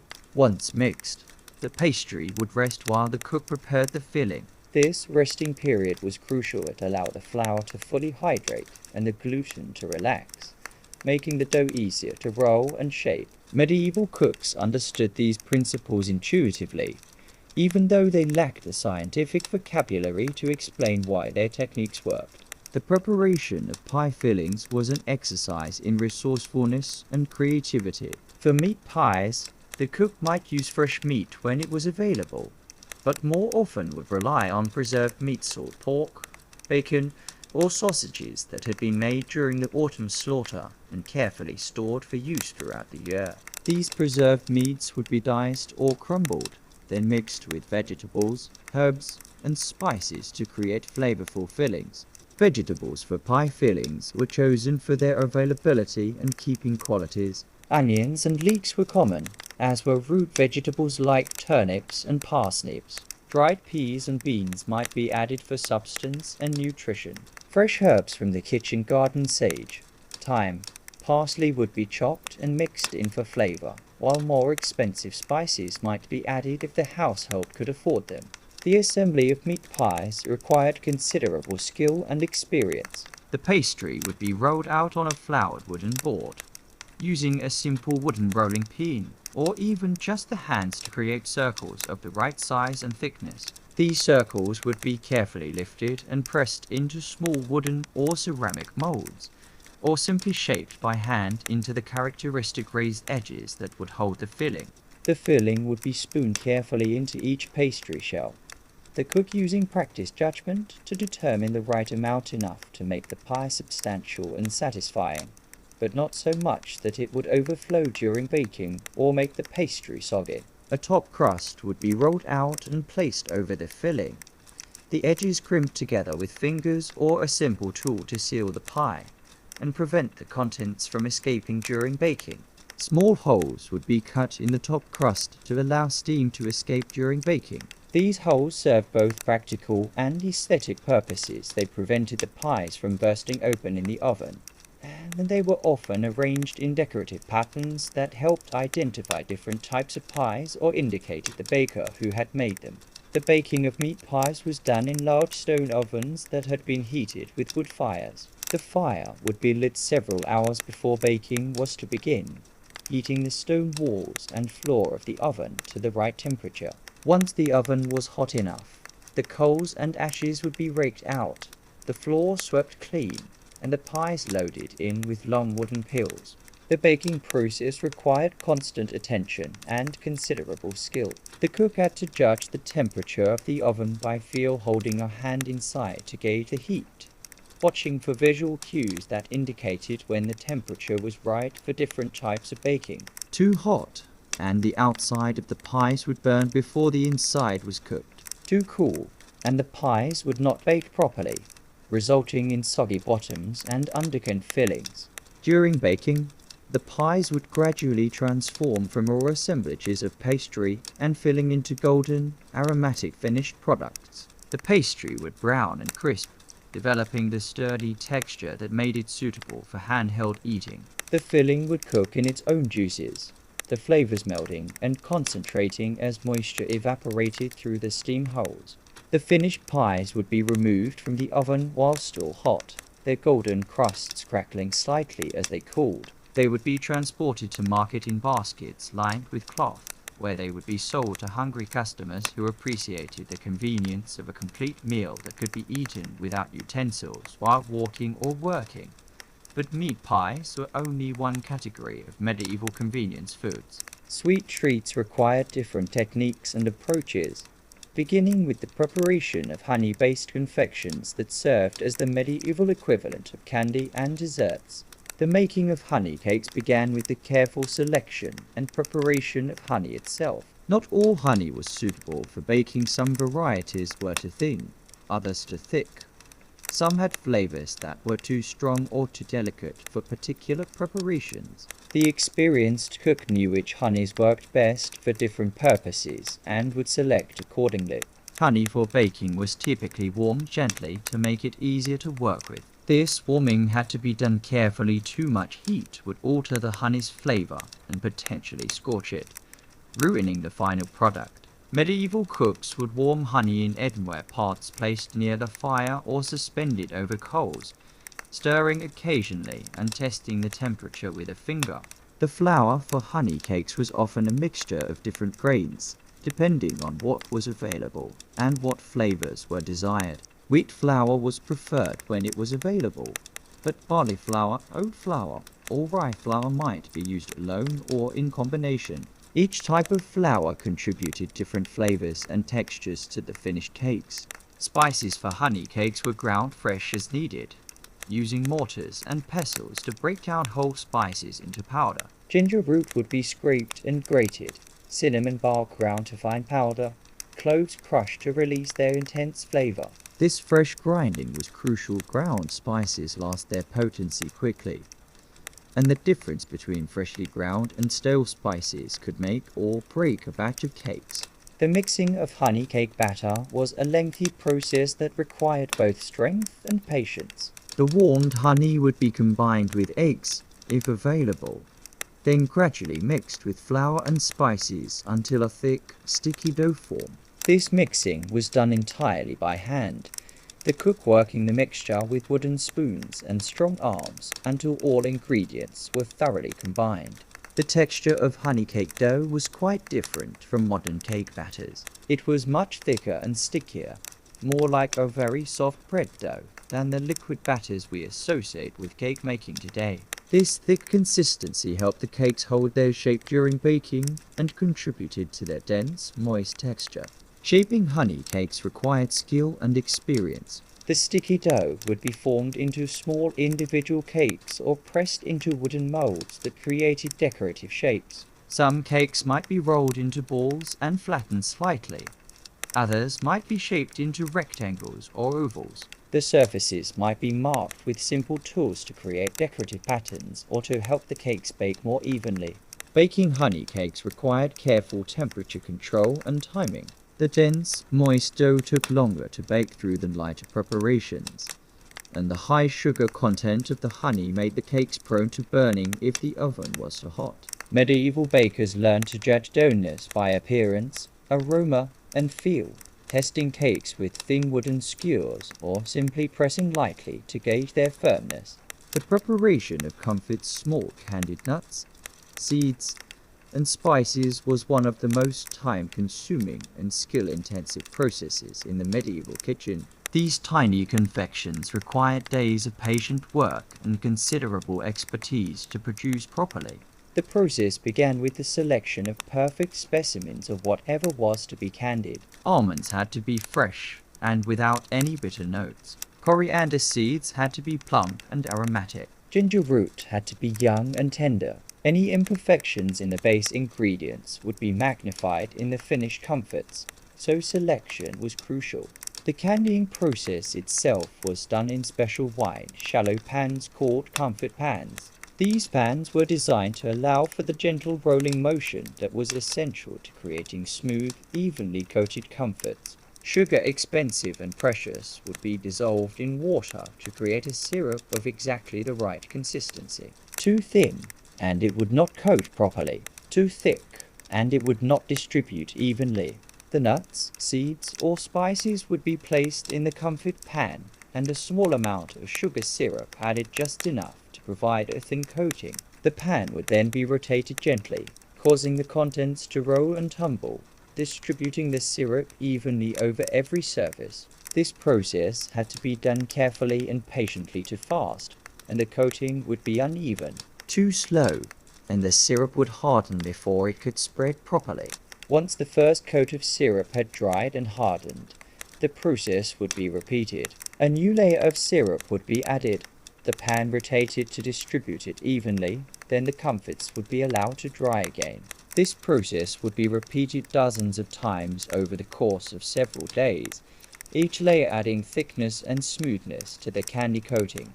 The skill required to make perfect comfits was considerable. The sugar syrup had to be the right temperature and consistency for each coat. The timing between coats had to be precise to soon, and the layers would not adhere properly. Too late, and the surface would be too dry to accept the new layer. The rolling motion had to be gentle and consistent to ensure even coating without cracking the delicate sugar shell. The finished comfits were small, jewel-like confections with perfectly smooth, hard surfaces that gave way to bursts of flavor when bitten.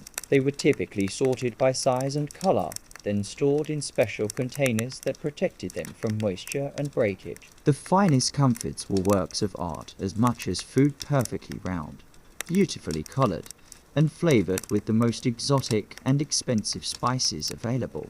The preparation of frumenty, a thick wheat porridge that served as both comfort food and invalid food, required different techniques altogether. This dish began with whole wheat grains that had to be cleaned and processed before cooking could begin.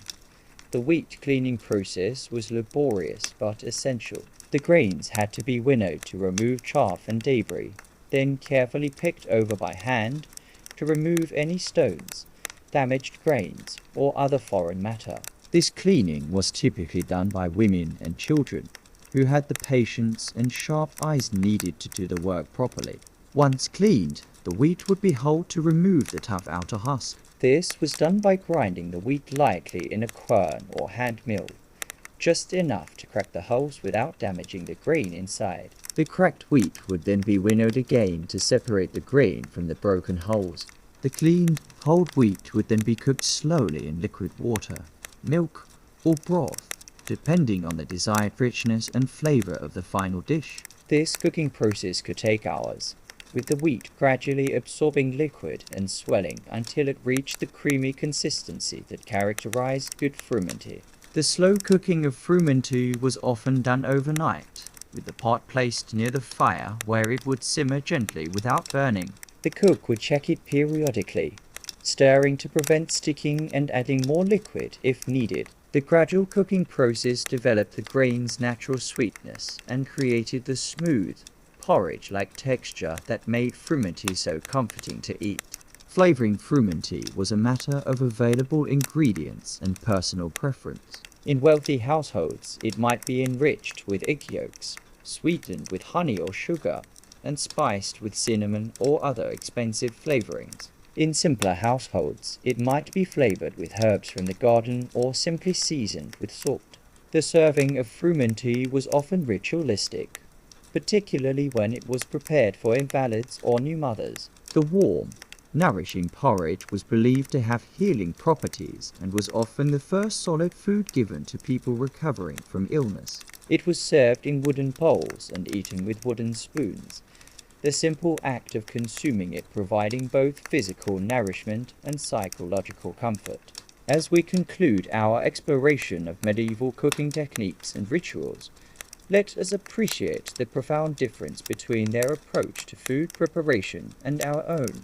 In a world without written recipes, electric mixers, or precise measuring tools, medieval cooks relied on knowledge passed down through generations, on hands that knew by touch when dough was ready, on noses that could detect the moment when bread was perfectly baked. The making of medieval junk food was not a casual process, but a series of rituals that connected the cook to their community, their ancestors, and their environment. Every batch of pies, every pot of frumenty, every tray of comfits was made with awareness of the precious nature of ingredients, the importance of not wasting anything, and the responsibility to create food that would nourish and comfort those who consumed it. Rest now in the warm satisfaction of understanding these ancient processes, feeling the connection between your hands and the countless hands that have performed these same motions throughout history, transforming simple ingredients into comfort, sustenance, and joy through patience, skill, and love. Let us embark now on a gentle journey across the medieval landscape, moving slowly from region to region, season to season, discovering how the geography of taste created distinct traditions of comfort food that reflected the rhythms of nature and the particularities of place. Close your eyes and feel yourself traveling along ancient roads, through changing landscapes where each valley, each coastal town, each mountain village developed its own unique ways of turning local ingredients into moments of sweetness and satisfaction. The medieval world was a tapestry of regional differences, where the distance of 50 miles might mean entirely different languages, customs, and culinary traditions. Unlike our modern world of global supply chains and year-round availability, medieval people ate what grew nearby, what could be preserved from times of abundance, and what could be traded along well-established but limited routes. This created a beautiful diversity of regional specialties, each reflecting the particular gifts of its homeland. Begin this journey in the apple orchards of medieval England, where autumn brought one of the year's great treasures, the apple harvest. English apples were legendary throughout medieval Europe, and the ways that English cooks transformed these fruits into comfort foods became part of the region's identity. The making of apple fritters was an art form that required perfect timing, as the best fritters could only be made during the brief window when apples were at their peak ripeness. Medieval English apple fritters began with the selection of perfect fruit apples that were crisp, sweet, and free from blemishes. These would be peeled carefully with sharp knives, the peels set aside for other uses, as nothing was ever wasted in the medieval kitchen. The apples would then be cored and sliced into rounds, each slice revealing the star pattern of seeds at the center. The batter for apple fritters was a simple mixture of flour, eggs, and ale or milk, beaten together until smooth. Medieval cooks understood that the consistency of this batter was crucial to thick, and it would overwhelm the delicate apple flavor. Too thin, and it would not provide enough coating to create the crispy exterior that made fritters so appealing. The batter would be seasoned lightly with salt and sometimes sweetened with honey. The cooking of apple fritters required a large cauldron of fat, usually lard or tallow, heated over a steady fire until it reached the perfect temperature. Medieval cooks had no thermometers, so they judged the heat by dropping small pieces of bread into the fat and watching how quickly they browned. The apple slices would be dipped in batter, then carefully loured into the hot fat, where they would sizzle and bubble as the batter cooked to golden crispness around the tender apple within.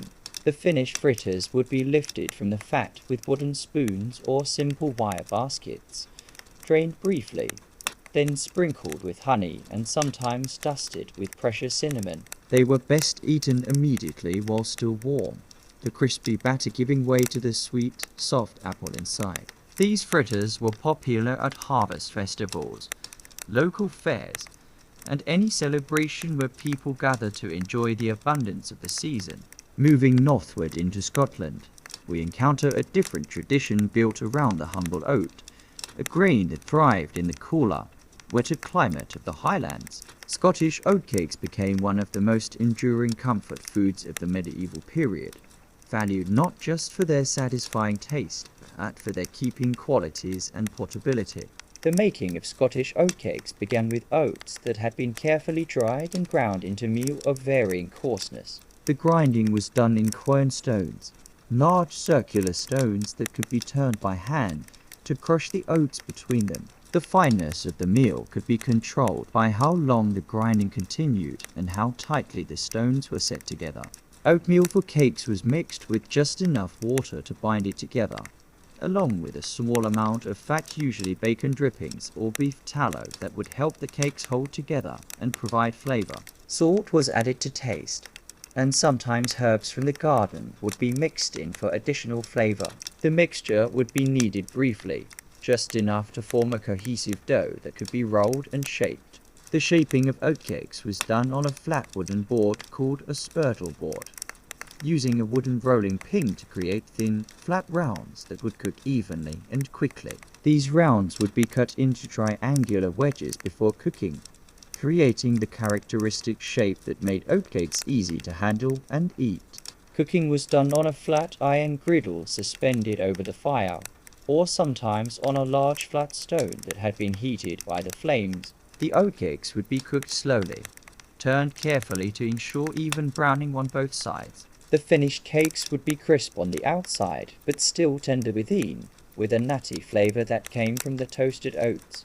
Scottish oatcakes were valued not just for their taste, but for their practical qualities. They kept well for weeks when stored properly, making them ideal food for travelers, shepherds, and anyone who needed portable nutrition. They could be eaten plain, spread with butter or honey when available, or crumbled into broths and stews to provide substance and flavor. Traveling south into France, we discover a completely different tradition centered around the grape harvest and the abundance of dairy products from rich pasture land. French medieval comfort foods often combined these local specialties in ways that created unique regional treats that reflected the prosperity and sophistication of French culinary culture. One of the most beloved French medieval comfort foods was a type of custard tart that made use of fresh eggs, cream, and honey. These tarts were made during late spring and early summer, when dairy production was at its peak and eggs were most abundant. The preparation began with creating delicate pastry shells, much thinner and more refined than the sturdy coffins used for English meat pies. French pastry for these tarts was made with fine white flour, butter, eggs, and just enough water to bind the ingredients together. The butter was worked into the flour until the mixture resembled fine breadcrumbs. Then the eggs and water were added to create a smooth, pliable dough. This dough was rolled thin and pressed into small tart molds, creating delicate shells that would hold the custard filling. The custard filling was a mixture of fresh cream, eggs, and honey, beaten together until smooth and then flavored with whatever was seasonally available. In early summer, it might be flavored with rose water made from the first roses of the season. Later in the summer, it might include fresh fruits or herbs from the garden. The custard would be poured carefully into the pastry shells and baked in gentle heat until just set. The finished tarts were delicate, creamy confections that melted in the mouth, providing a luxurious contrast to the coarser foods that made up most of the medieval diet. They were typically served at special occasions, weddings, religious festivals, or when entertaining important guests. The skill required to make them properly meant that they were often the work of professional bakers rather than home cooks. Moving eastward into the Germanic regions, we encounter traditions that emphasized preserved and fermented foods, reflecting the harsh winters and the need to store food for months at a time. German medieval comfort foods were often hearty, warming dishes that provided both physical and psychological comfort during the long, cold months. One of the most popular Germanic comfort foods was a type of sweet bread that was made with honey, eggs, and various spices. This bread was typically made in autumn when honey was freshly harvested, and would be stored carefully to provide treats throughout the winter months. The bread-making process was a community activity, with families often gathering to make large batches that would be shared among neighbors. The dough for Germanic sweet bread was made with coarse flour, fresh honey, eggs when available, and a mixture of spices that might include caraway seeds, fennel, or precious imported spices like ginger and cinnamon. The honey was warmed to make it easier to mix, then combined with the other ingredients to create a dense, sticky dough that would be kneaded by hand until smooth. The shaped loaves would be baked slowly in communal ovens, often decorated with simple patterns cut into the surface before baking. The finished bread was dark, dense, and richly flavored, with a texture that was more like modern fruitcake than contemporary bread. It kept well for months when stored properly, developing more complex flavors as it aged. Germanic sweet bread was often served during winter celebrations, sliced thin and sometimes toasted over the fire. It provided not just sustenance, but a sense of abundance and celebration during the darkest months of the year, when fresh foods were scarce and people relied on their stored provisions to survive until spring. Venturing into the Mediterranean regions, we discover a completely different palette of flavors and techniques, influenced by the warmer climate, the abundance of olives and grapes, and the proximity to trade routes that brought exotic spices and ingredients from Africa and the Middle East. Mediterranean medieval comfort foods often featured combinations of honey, nuts, and dried fruits that created confections of remarkable complexity and sophistication. One of the most popular was a type of honey cake that incorporated almonds, figs, and various spices into a dense, sweet confection that was as much candy as bread. The preparation of Mediterranean honey cakes began with the careful selection and preparation of nuts and dried fruits. Almonds were blanched to remove their skins, then ground to a fine powder using mortars and pestles. Figs were chopped finely, dates were pitted and minced, and other dried fruits were prepared according to availability and preference.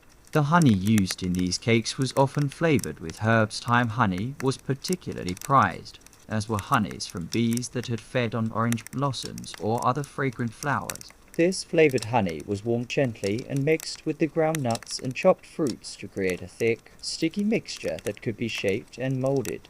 Spices played a crucial role in Mediterranean honey cakes, with combinations that reflected the region's access to exotic flavorings. Cinnamon, cloves, and nutmeg were common, but so were more unusual spices like mastic, a resin from a tree that grew on certain Greek islands, or sumac, which provided a tart, lemony flavor that balanced the sweetness of the honey.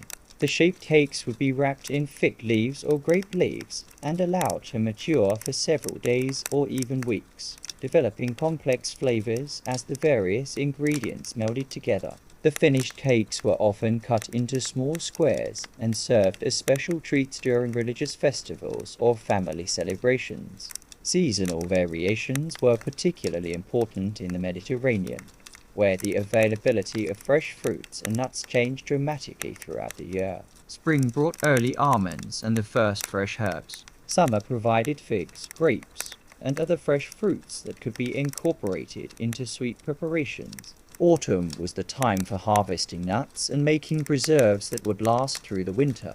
Moving north again, into the Low Countries of medieval Europe, we discover traditions that reflected the region's prosperity from trade and its location at the crossroads of various cultural influences. Dutch and Flemish medieval comfort foods often combine techniques from different traditions, creating unique preparations that reflected the cosmopolitan nature of these trading centers. One of the most distinctive Flemish contributions to medieval comfort food was the development of wafer-making techniques that created thin, crispy confections that could be flavored with various sweet and savory combinations. These wafers were made using special irons that could be heated over the fire and pressed together to create thin, flat cakes with decorative patterns.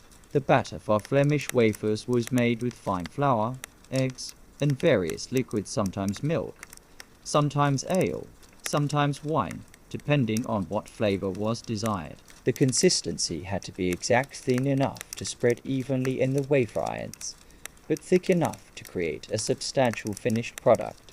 Honey or other sweeteners might be added, along with spices or other flavorings. The wafer irons were heated carefully over the coals, then opened and the batter poured in just enough to cover the surface when the irons were closed. The cooking process required skill and timing too long, and the wafers would burn. Too short, and they would be soggy and undercooked. The finished wafers were crispy, delicate, and beautifully patterned from the designs carved into the iron plates. These wafers were popular at fairs, markets, and celebrations throughout the Low Countries, valued for their delicate texture and the skill required to make them properly. They represented the sophistication and prosperity of the region, combining local ingredients with techniques that reflected broader European influences. As we move through the cycle of seasons in our medieval journey, we begin to appreciate how deeply connected medieval comfort foods were to the natural rhythm of the year. Spring brought the first fresh herbs and early vegetables after the long winter, inspiring light, fresh preparations that celebrated the return of growing things. Summer provided an abundance of fruits and dairy products, leading to rich, creamy confections that took advantage of seasonal plenty.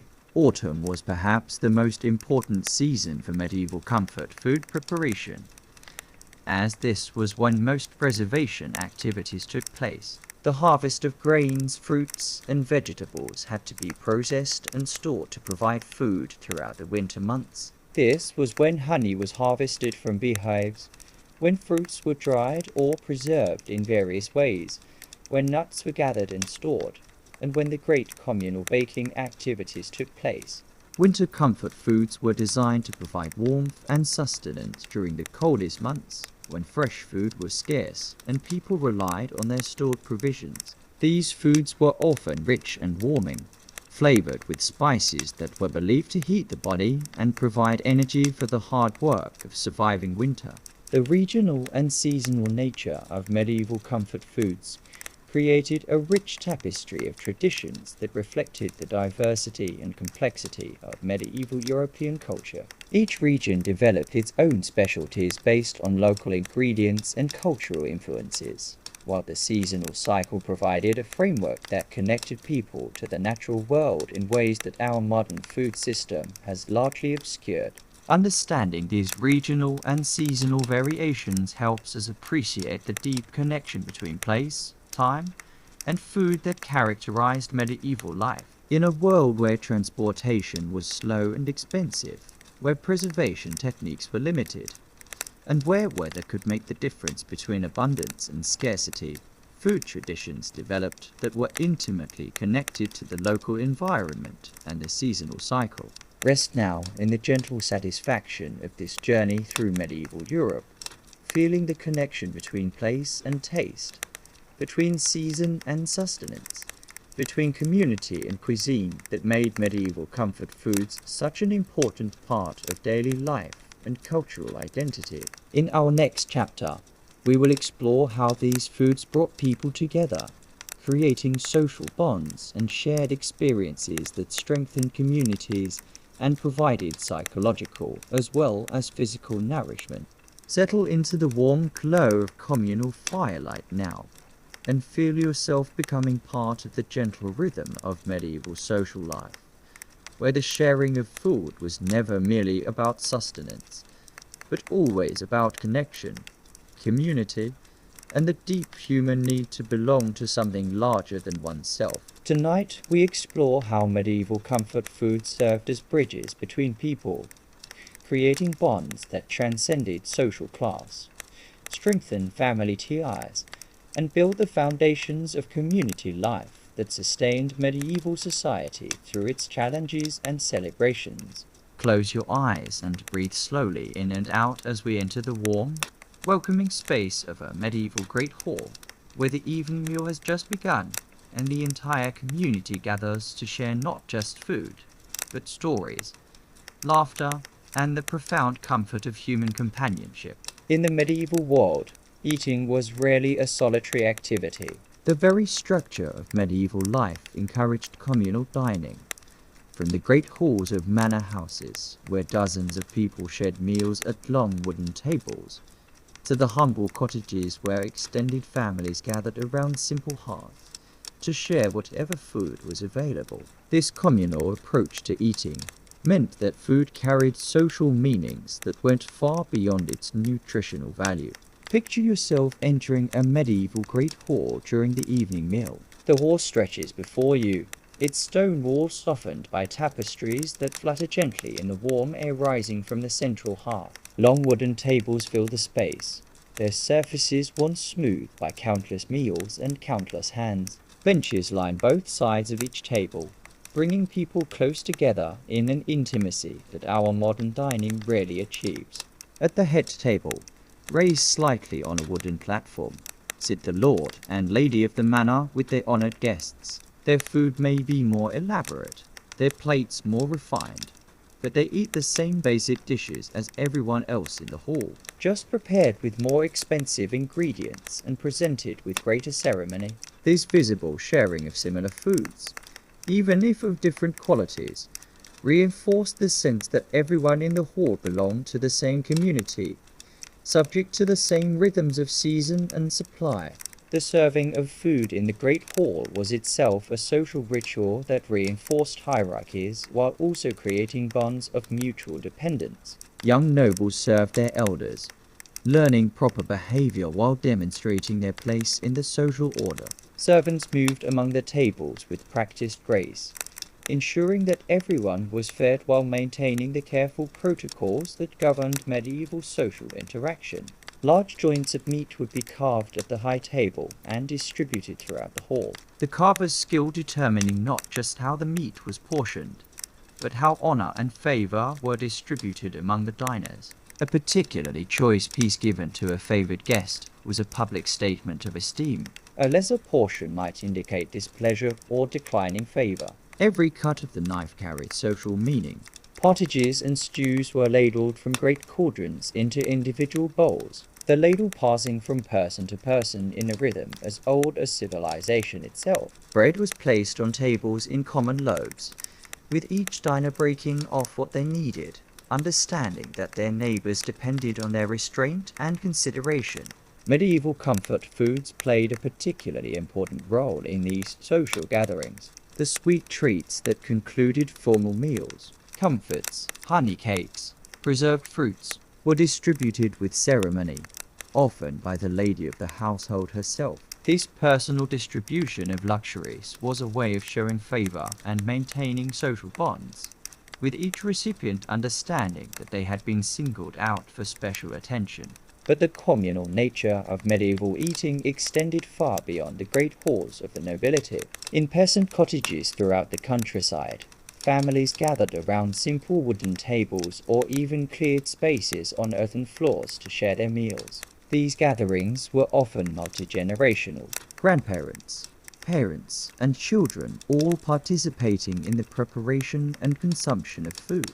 The preparation of meals in these humbler settings was typically a collaborative effort that involved multiple family members. Children might help with simple tasks like gathering herbs from the garden or feeding the cooking fire.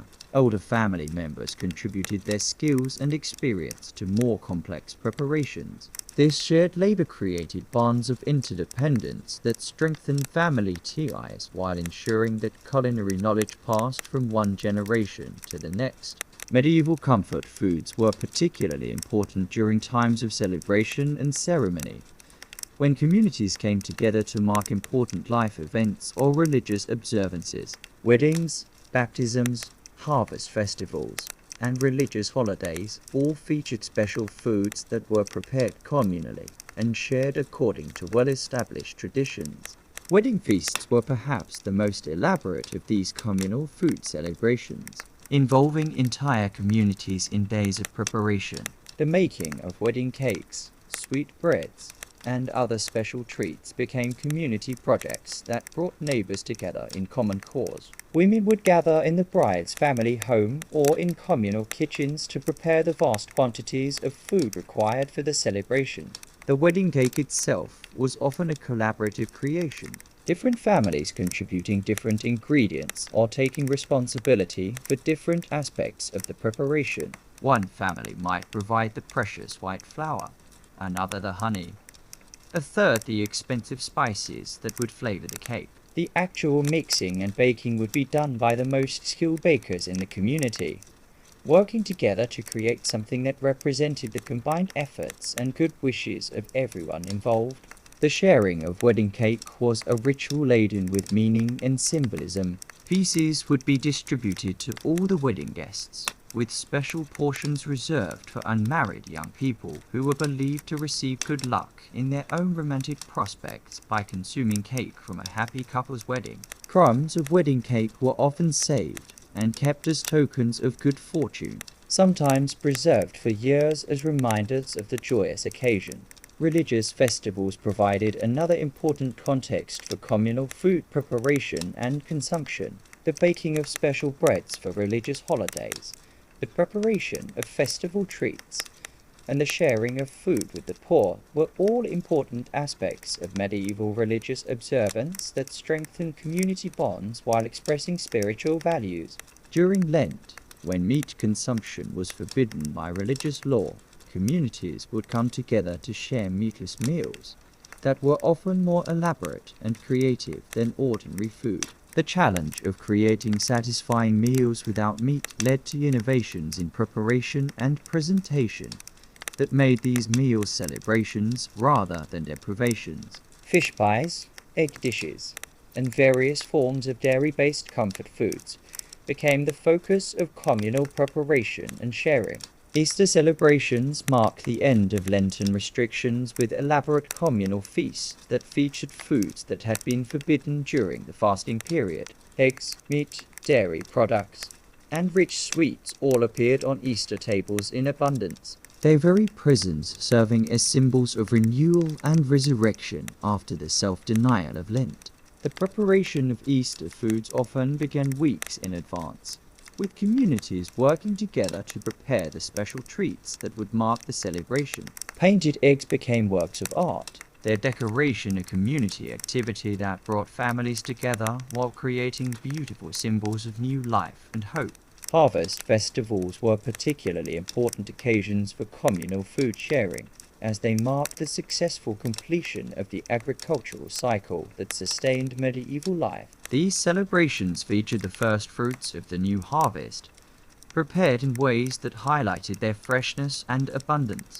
Apple harvest festivals featured fresh apple pies, fritters, and preserves, the preparation becoming a celebration in itself as families worked together to process the bounty of their orchards. Grain harvest celebrations showcased newly baked breads made from the season's first flour, their golden crusts symbolizing the success of the year's agricultural efforts.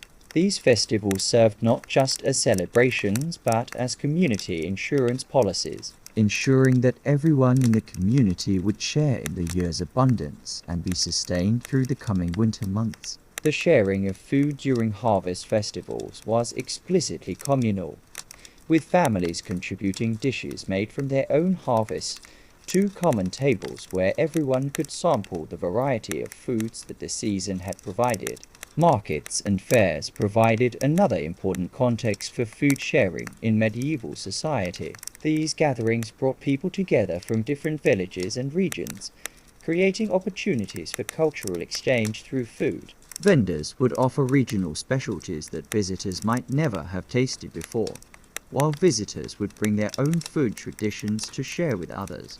The social aspects of market eating were as important as the commercial ones. Food vendors were sources of news and gossip as well as sustenance. And customers would often linger at food stalls not just to eat, but to socialize and exchange information.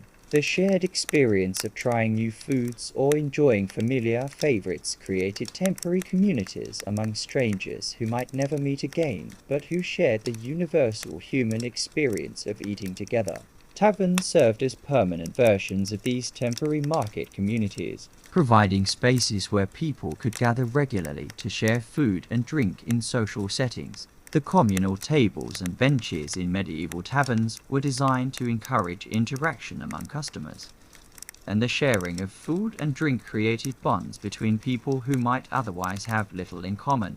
The role of the tavern keeper in facilitating these social interactions was crucial. A skilled tavern keeper knew how to introduce strangers, mediate disputes that might arise over dice games or business dealings, and create an atmosphere where people felt comfortable sharing both food and conversation. The best tavern keepers became community leaders, their establishments serving as informal town halls, where important decisions were discussed and community consensus was built around shared meals.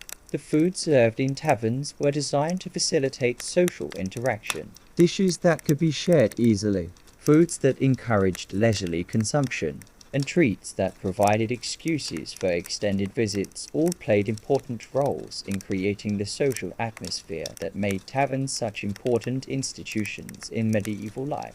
The sharing of drinks was particularly important in medieval social life, as beverages like ale, wine, and meat were often consumed from common vessels that were passed among participants in social gatherings. This sharing of drinking vessels created intimate bonds among participants and reinforced the social hierarchies that governed medieval life. The person who controlled the distribution of drinks held considerable social power, able to include or exclude participants, show favor or disfavor, and control the flow of social interaction. The ritual aspects of communal drinking were elaborate and carefully observed, with specific protocols governing who could drink first, how vessels should be passed, and what words or toast should accompany the sharing of beverages. Food gifts played crucial roles in medieval social relationships, serving as expressions of affection, gratitude,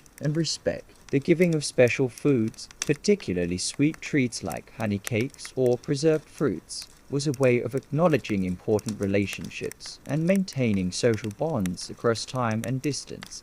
The preparation of food gifts required considerable time and resources, making them meaningful expressions of the giver's regard for the recipient. The most elaborate food gifts were often collaborative efforts, with multiple family members contributing ingredients, labor, or expertise to create something that represented the entire family's esteem for the recipient.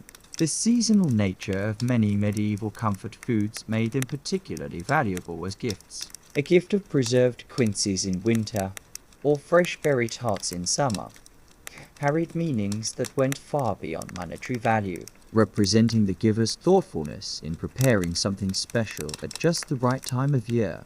The sharing of food during times of crisis was perhaps the most important social function of medieval comfort foods. When communities faced famines, wars, or natural disasters, the communal sharing of whatever food was available could mean the difference between survival and death for the most vulnerable members of society.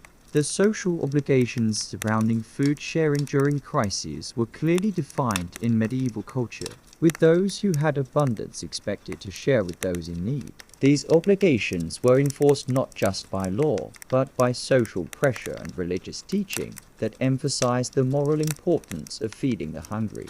The foods shared during times of crisis were often simple and basic, but their social significance was enormous. A bowl of pottage shared with a hungry neighbor, A piece of bread given to a traveler, or a cup of warm ale offered to someone suffering from cold, could create bonds of gratitude and obligation that lasted for generations. As the evening deepens in our medieval great hall, and the last songs are sung around the dying fire, we can see how fundamentally different their relationship with food was from our own. In a world where eating was rarely solitary, where food preparation was often communal, and where the sharing of meals created and maintained the social bonds that held communities together, food carried meanings and responsibilities that extended far beyond nutrition. Rest now in the warm satisfaction of understanding these ancient patterns of sharing and community, feeling the connection between your own experiences of communal eating and the countless generations who have found comfort, connection, and meaning in the simple act of sharing food with others. Let us turn our attention now to the smallest and perhaps most joyful members of medieval society, those bright-eyed children who found wonder in simple pleasures and whose laughter echoed through castle courtyards and peasant cottages alike. Tonight we enter the enchanting world of medieval childhood, where treats were precious treasures, where sweetness was a rare gift, and where the memory of a honey cake or a handful of roasted nuts could warm a child's heart through the darkest winter days. Breathe slowly and gently, In and out, as we shrink down to see the medieval world through a child's wondering eyes, where everything seems larger and more mysterious, where the simplest foods can become magical, and where the love of a parent or grandparent is expressed through carefully prepared treats that transform ordinary moments into celebrations. Medieval childhood was both harsher and more protected than childhood today. Children were expected to work and contribute to family survival from an early age, but they were also seen as innocent beings deserving of protection and occasional indulgence. The treats that medieval children enjoyed were shaped by this dual nature of their existence, simple and practical enough to fit into working lives, but special enough to create moments of pure joy amid the responsibilities of daily survival. Picture a young child in a medieval village, perhaps 6 or 7 years old, with dirt-smudged cheeks and bright, curious eyes. Their days are filled with small tasks, gathering eggs from the henhouse, feeding scraps to the pigs, helping mother tend the vegetable garden. But even in this world of constant work, there are moments of sweetness, literally and figuratively, that make childhood memorable and joyful. The most common and beloved treat for medieval children was bread with honey, a simple combination that represented luxury in a world where both white bread and honey were expensive and precious. Children would watch with fascination as their mothers prepared special small loaves of white bread. Soft and light compared to the coarse brown bread that formed their usual fare, the bread would be torn into pieces while still warm from the oven, releasing clouds of fragrant steam that carried the yeasty, comforting aroma of fresh baking. Then came the magical moment when honey was drizzled over the warm bread, golden streams that caught the light from hearth fires and candles, creating patterns that seemed almost supernatural to young eyes. The honey would soak slightly into the bread, creating pockets of intense sweetness that burst on the tongue like little explosions of joy. Children would eat these treats slowly, savoring every bite, often licking their sticky fingers afterward to capture every trace of the precious sweetness. The preparation of honey bread often became a special ritual between mothers and children, with young ones allowed to help measure the honey or tear the bread into proper pieces. These shared moments of preparation were as important as the eating itself, creating bonds of affection and memories that would last throughout life. Nuts were another favorite treat for medieval children. particularly during autumn when fresh nuts were harvested and during winter celebrations when special preparations were made. Chestnuts were especially beloved, Their preparation becoming a seasonal ritual that children eagerly anticipated from year to year. The process of preparing chestnuts began with gathering them from trees, often a family expedition that took children into forests and groves where they would compete to see who could find the largest and most perfect specimens. The forest expeditions were adventures in themselves, opportunities for children to explore the natural world while contributing to family food supplies. Back at home, the chestnuts would be scored with sharp knives, careful cuts made to prevent them from exploding during the roasting process. children would watch this preparation with fascination, learning skills they would someday use for their own families while marveling at the precision required for such simple tasks. The roasting of chestnuts was done over open fires, the nuts placed in special perforated pans that allow heat to reach them while preventing them from falling into the flames. Children would gather around these fires, watching the chestnuts gradually brown and listening for the popping sounds that indicated they were ready to eat. The finished chestnuts would be hot and fragrant, their flesh sweet and mealy, perfect for small hands to peel and consume. The shells and peels would often be saved by resourceful children to use as toys or craft materials, nothing being wasted in the economical world of medieval childhood. Hazelnuts and walnuts were treated with similar reverence, Often given to children as special rewards for good behavior or as treats during religious festivals. These nuts would sometimes be candied with honey, creating confections that were both nutritious and delicious, providing energy for growing bodies while satisfying the universal childhood craving for sweetness. Medieval children also enjoyed various forms of preserved fruits, particularly during winter when fresh fruits were unavailable. Dried apples were especially popular, Their concentrated sweetness making them seem like candy to young palates unaccustomed to refined sugars.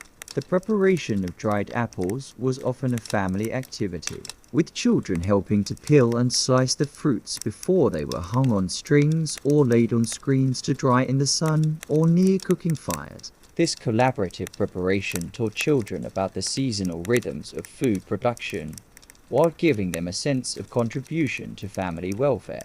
The dried apple slices would become leathery and intensely flavored, their natural sugars concentrated by the drying process. Children would receive these treats as rewards or comforts, often carrying pieces in small pouches as portable snacks during long days of work or play. Candied fruits represented the height of luxury for medieval children, available only to the wealthy or during the most special celebrations. These confections were made by cooking fruits slowly in honey or precious sugar syrup until they became translucent and thoroughly impregnated with sweetness. The process of making candied fruits could take days, requiring patience and skill that made the finished products enormously valuable. Children who received candied fruits understood that they were receiving something truly special, Often saving portions of these treats to enjoy over several days or even weeks. The intense sweetness and jewel-like appearance of candied fruits made them seem almost magical to young eyes, Like edible treasures that transformed ordinary moments into fairy tales. The memory of candied oranges at Christmas or candied rose petals at a summer festival could sustain a child's dreams for months afterward. Simple sweet breads were another category of treats that brought joy to medieval children, particularly small rolls or buns that were made with honey, eggs when available, and sometimes precious spices. These breads were often shaped into amusing forms, animals or simple geometric patterns that delighted young recipients while demonstrating the baker's skill and affection. The baking of special breads for children was often timed to coincide with festivals or family celebrations, making them associated in young minds with joy, community, and special occasions. A child who received a honey bun shaped like a bird or a fish would treasure not just the taste, but the thoughtfulness and creativity that had gone into its creation. Medieval children participated actively in the preparation of many of their own treats. learning skills that would serve them throughout their lives while contributing to family food production. Children would help gather herbs for flavoring, collect eggs from chickens when available, churn butter during prosperous times, and assist with simple cooking tasks appropriate to their age and abilities. This participation in food preparation gave children a deep appreciation for the work required to create even simple treats, making them value food in ways that might be difficult for modern children to understand. A child who had helped grind grain for flour, turn cream into butter, or gather honey from dangerous beehives understood the true cost of sweetness in ways that shaped their character and values. The seasonal nature of medieval treats made them particularly significant in children's lives, as the appearance of certain foods marked a progression of the year and created anticipation for special times. Spring brought the first fresh herbs and early fruits. Summer provided berries and fresh dairy products. Autumn offered nuts and preserved fruits. And winter featured stored treats and special celebration foods. Children learned to associate different treats with different times of year, creating a calendar of anticipation that structured their understanding of time and seasons. The arrival of the first strawberries in early summer, the first nuts of autumn, or the special honey cakes of Christmas became markers that helped children understand their place in the natural cycle of the year.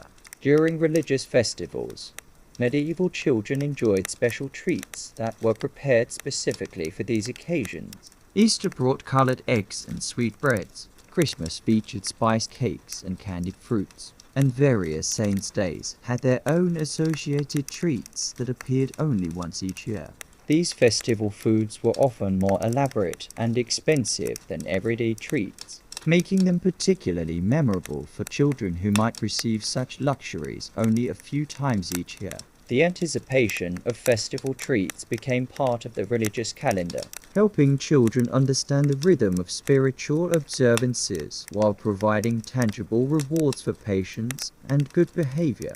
The preparation of festival treats often involved entire communities, with children watching and sometimes helping as adults work together to create these special foods that would mark important celebrations. These communal preparation activities taught children about cooperation, community responsibility, and the importance of contributing to shared celebrations.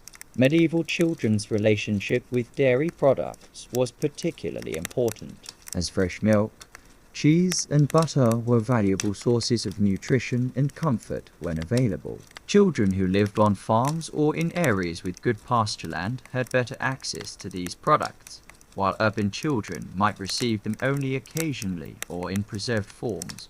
Fresh milk was often given to children as a special treat, sometimes flavored with honey or herbs to make it more appealing and nutritious. The warmth and richness of fresh milk provided both physical nourishment and emotional comfort, particularly for children who were ill or distressed.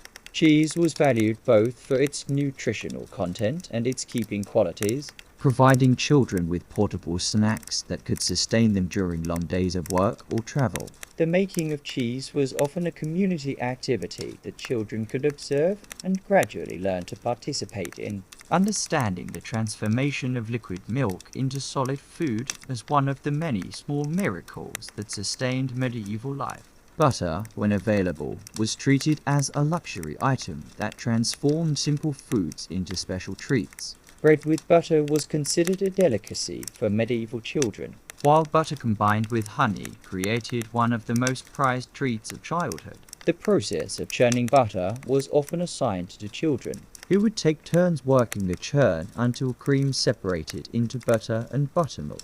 Medieval children also enjoyed various forms of porridges and gruels, particularly when these simple foods were enhanced with honey, fruit, or other special ingredients. Frumenty, made from wheat cooked slowly in milk or broth, was often given to children as both nourishment and comfort food. When sweetened with honey and flavored with spices, frumenty became a treat that provided both physical and emotional sustenance. The preparation of children's porridges was often done with special care, the cooking process slower and more attentive than for adult foods. recognizing that children's smaller stomachs and developing digestive systems required gentle, easily digestible nourishment. During times of illness, medieval children received special invalid foods that were designed to provide nourishment while being easy to digest. These might include thin gruels flavored with healing herbs, broths enriched with eggs or cream when available, or simple custards made with milk and honey.